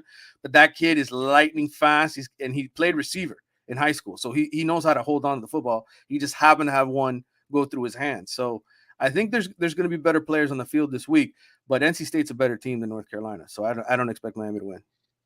Follow him on Twitter and Manny_Navarro. More importantly, catch his work there at The Athletic and subscribe to The Athletic like I do. Support Manny and all the great writers over there at The Athletic. Get your local and national coverage there at The Athletic. Manny, as always, you're a stud, my brother. Thank you for taking some time. We'll touch base on Friday as we get ready for the NC State game. All right, brother. Talk to you soon. You got it. Here you go. The great Manny Navarro and our Canes, where Miami Hurricanes report. If you're a Miami sports fan, then there's only one store to go to, and that's Caneswear at Miami Fanwear in Davie. They're your one-stop shop for all your Inter Miami CF, Canes, Dolphins, Panthers, and Marlins merchandise. They have hats, t-shirts, game day jerseys, and so much more. Located at 2511 South University Drive in Davie, and open 24/7 online at caneswear.com or intermiamiwear.com. Call them at 954-835-5597. Caneswear, the spot where Inter Miami and all Miami sports fans shop. All right, we are back. We appreciate all of you out there. Remember, you want to support the show, you can make a donation on Cash App or Venmo. The address is Cash Big O Show. That's Cash Big O Show. Of course, you can reach out on the text line 855-912-1056. That's 855-912-1056. Twitter, Big O Show. Also on email, bigoradioshow@yahoo.com. That's bigoradioshow@yahoo.com. Many ways to support the program, and we appreciate all of you out there, as always, for keeping it locked here and supporting the show. Yes. Can I jump in real quick? Of course. What you got? I don't know about breaking news out of the NBA, but the 76ers have suspended and kicked Ben Simmons out of practice for not being engaged. That happened this morning. He's suspended for tomorrow's opener against the Pelicans. Ooh, nice. So the idiot thought that he could actually hold in. They don't have that in the NBA, okay? No, dude. You're not just going to hang out and just, I'm just going to walk around and, I'll text my girlfriend while I'm no. Either you play hard and practice, or get the hell out. And I like that. Now, listen, I'm not worried about the Sixers.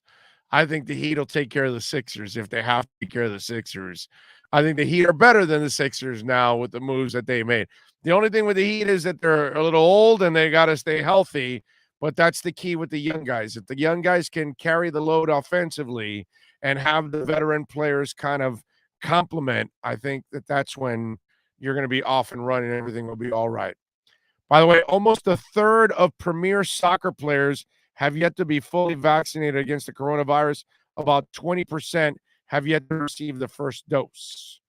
Just saw that in the AP. So figured I'd write it. So we got a couple of notes coming in from the world of sports. Kirk Merritt for the Miami Dolphins has been now sent back to the practice squad. And here's the part that, again, with Cam Flo. This is my problem here with Cam Flo.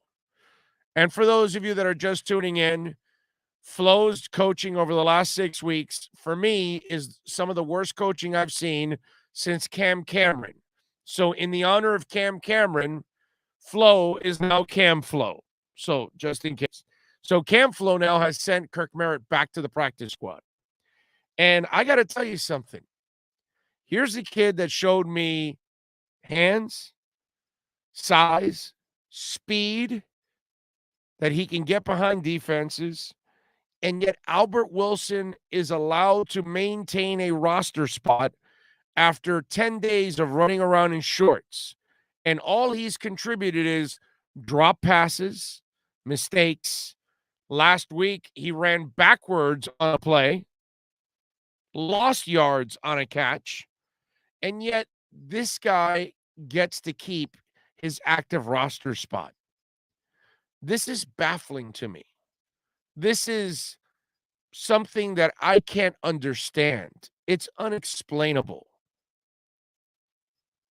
Kirk Merritt is a young guy that deserves an opportunity at this point. You activated him, right? So you must have been satisfied with something he's doing. And I watched him in the preseason. The kid was here last year. He was here for a whole year. He's now had a whole offseason. You gave him some opportunities, and he played better than Albert Wilson did in the preseason. Oh, I'm sorry. Albert Wilson was injured during the preseason. So a guy that's been pretty much unreliable on the field and off the field, you are now having him maintain a roster spot over a young guy that has more size than him, maybe more of a future than him. So why not give him an opportunity? Why is Albert Wilson still active? Can someone please explain that to me? This is a guy that never should have been on the 53-man roster. And these are the things about Cam Flo that has hurt him so far this season. Everyone else sees the obvious, and he does not. He'll continue to play Jackson in left tackle, not move him to guard. Finally moves him to guard. He'll keep using Malcolm Brown like he's something special on short yardage, and he is nothing. He keeps Albert Wilson on the active roster, and I have no idea why. There are these baffling things that continue to happen with Cam Flo this year, and I don't get it. Kirk Merritt needs to play. Kirk Merritt needs to be active. You have so many people that are unreliable. Let's find out if Kirk Merritt is reliable, please. Because I know Matt Collins is reliable. I know Devontae Parker is not reliable. I know Albert Wilson's not reliable. I know Will Fuller's not reliable. So how about giving playing time to those that have availability? And how about to those that have some potential and talent and have shown you something? I mean, Matt Collins has done nothing but make plays every time you give him an opportunity on special teams, on offense, whatever. Play him more. Maybe Kirk Merritt is a better football player also than Albert Wilson. He certainly can help you out on special teams, which Albert Wilson does not.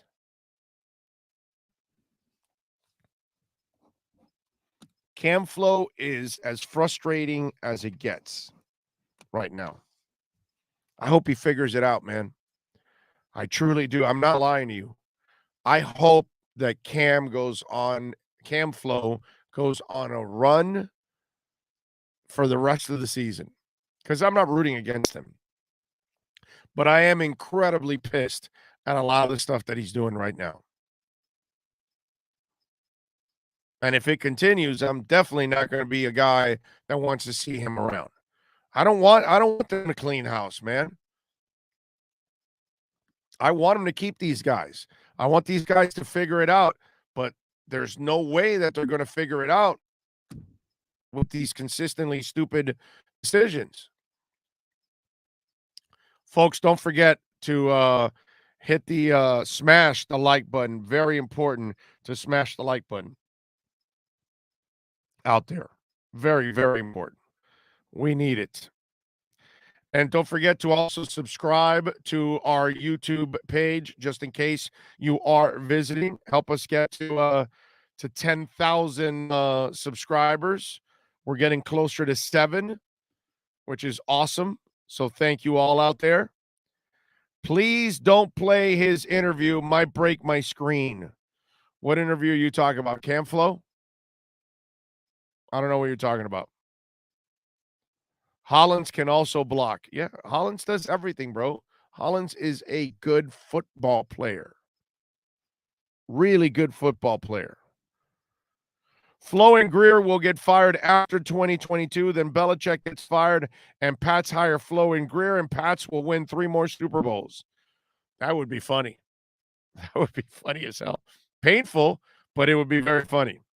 I think Ross should be more hands-on now, like Jerry Jones. What does he have to lose? Even though I'm not a Jones fan, at least he can feel more at ease for what happens. He did that already. It's called Ndamukong Suh and Adam Gase and Joe Philbin. That's when he was hands-on. So, yeah, hands-on doesn't work either with the owner. Cam Flo is so lucky that he doesn't have Twitter. He would get ripped apart, probably. Scott says, let Sinnett play. I guarantee he wouldn't have 400 pass attempts and a 37-yard long pass and get injured, and RS could probably learn more than one series of plays. Well, none of us know what the hell Sinnett could do. But I wish he would have gotten a shot over Jacoby Brissett. That's for sure. Since it looks like we're doing a rebuild, let's get Arch Manning's son. You mean just Arch Manning, right? Not Arch Manning's son. You mean Arch Manning, the son. Hollins is a warrior, not afraid to stick his nose in the fray. Yep, I agree with you. I agree with you. By the way, they've reached out. The Seahawks reached out to Cam Newton. So Cam says he has a couple of offers on the table. Now, the interesting part with Cam, and this is where you have to be very careful now. So Seattle has reached out to Cam about coming in, but they reached out to him not to tell him, hey, we're interested. We want you to be the starter. No, they still have all the plans to keep Geno Smith as a starter. So does Cam Newton want to hang out for a couple of weeks until Russell Wilson's broken finger heals? And he's got to hope for Geno Smith to get injured in order for him to get in there. Because if Geno Smith at least plays a serviceable game, they're not going to bench him. Because Geno Smith, believe it or not, actually plays more like Russell Wilson than Cam Newton does. My point is that Geno Smith has more of a comfort zone passing from the pocket, whereas Cam Newton is not a great passer at all, and especially from the pocket. And he has to be on the move a lot. So you got to kind of tweak your offense. So if you're Cam Newton, you're going, well, I need another opportunity, but not that one because I'm not going to get to play. I'm just going to hold the clipboard for a couple weeks. Russell comes back, and they're going to cut me anyway. So he says he had a couple of offers. But clearly, all those offers are ones where he's going to permanently be a backup. And I don't think he wants to be a backup. And let me tell you something.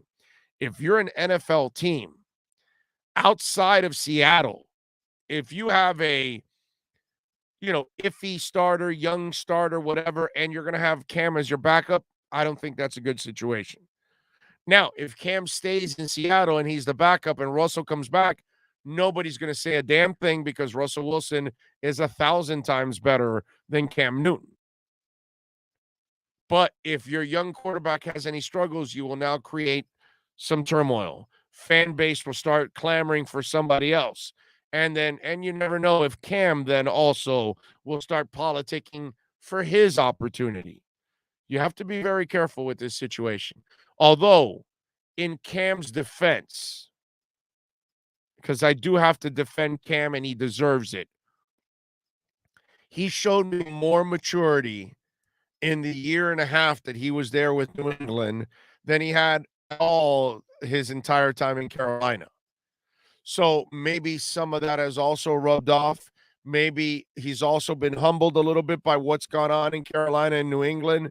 So maybe you are acquiring a more mature player that can handle being on the bench. I don't know. But I will give him credit that he did show signs of maturity the way he handled all the adversity he had in New England. He acted like a pro.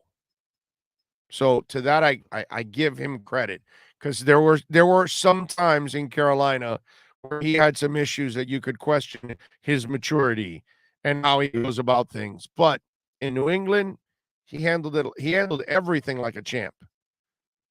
Got to give him credit there.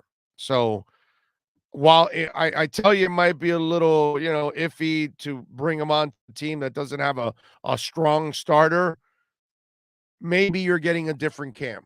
I don't know. But that's the gamble somebody may have to take this year if they're losing quarterbacks. The thing that can run your players off, so to speak, or to lose them as the team goes, is nonsensical decisions without answers, almost like a bipolar energy, and I sense that happening from Coach Flores. I get what you're saying. I get what you're saying. You're not making any light of a bipolar condition, but what you're saying is that the decisions are fluctuating too much to create confidence. I get what you're saying. Totally understand what you're saying, and I think there's a lot of truth to what you're saying this year. Yeah, it could be a problem. No doubt. By the way, Kanye West officially changed his name. Is it pronounced Ye? Do you know, Sean? Is that how his new name is supposed to be pronounced? Ye? Y-E? Somebody help me out there. Is it Ye like Y-E-E? Even though it's pronounced, even though it's spelled Y-E? Is that the case? Because I saw that story. I don't know if any of you saw that story, but Kanye West has made it official now. On Monday, Los Angeles Superior Court Judge Michelle Williams, is she also an actress, approved a petition by Donda Rapper to officially change his name to Ye with no middle or last name.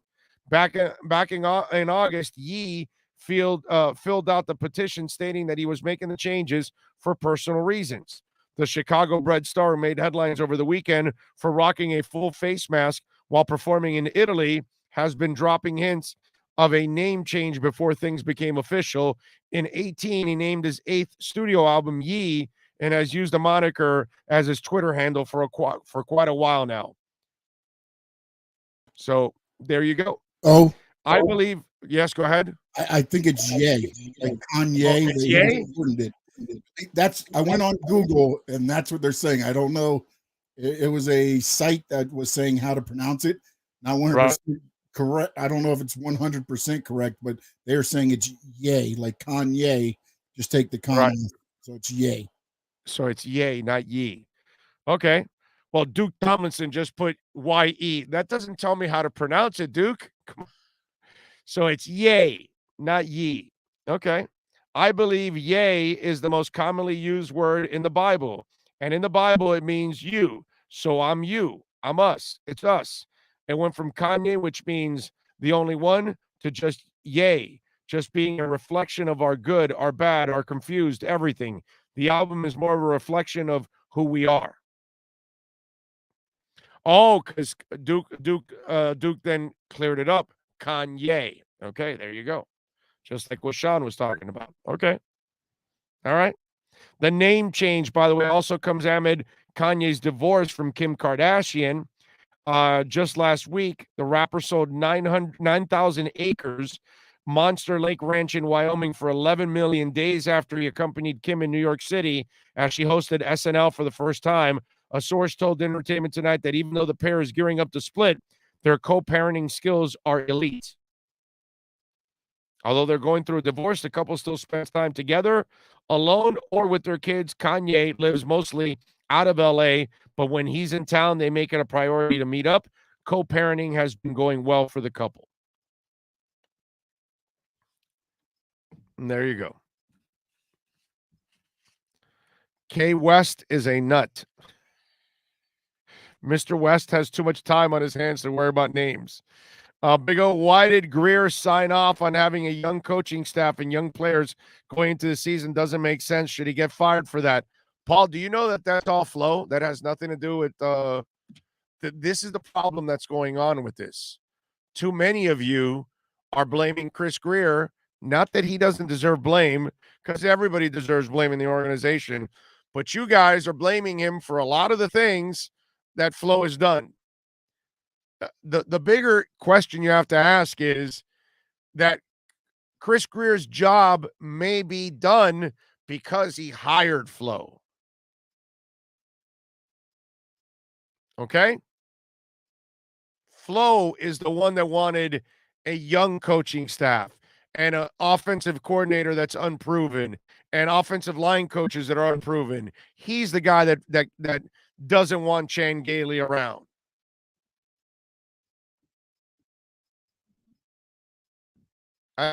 See, the part that you guys don't seem to understand, okay, Greer's the guy that clearly brought Fitzpatrick in. And Flo's clearly the guy that didn't want Fitzpatrick around anymore, so he brought in his guy, Brissett. Chris Greer clearly is the guy that brought in Chan Gailey for Flo because he knew Chan Gailey from the first go-around with the Dolphins. But Chan Gailey wanted to play Tua. Flo wanted to play Tua, and Chan Gailey did not. So Chan Gailey is no longer here. And that's a Flo thing. Let's use common sense. Do the math. It's really elementary, everything that's going on.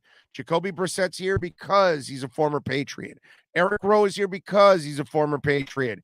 Karras was here and gone because he's a former Patriot. Kyle Van Noy's here and gone because he's a former Patriot.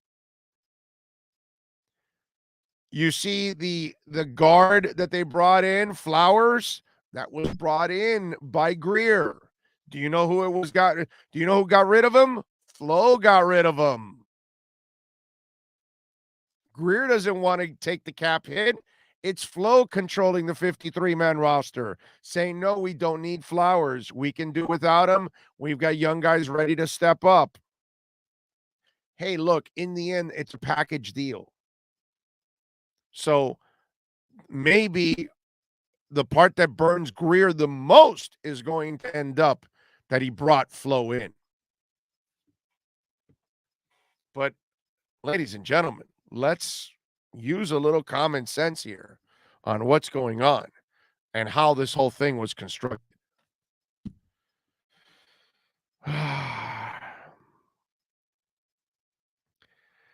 Chris Adams says, Big O, I can't stand it when people want to fire Chris Greer. He literally is the only guy not with a headset or a helmet on, as far as I can see, doing his job okay, better than most. Well, way better than Flo, that's for sure.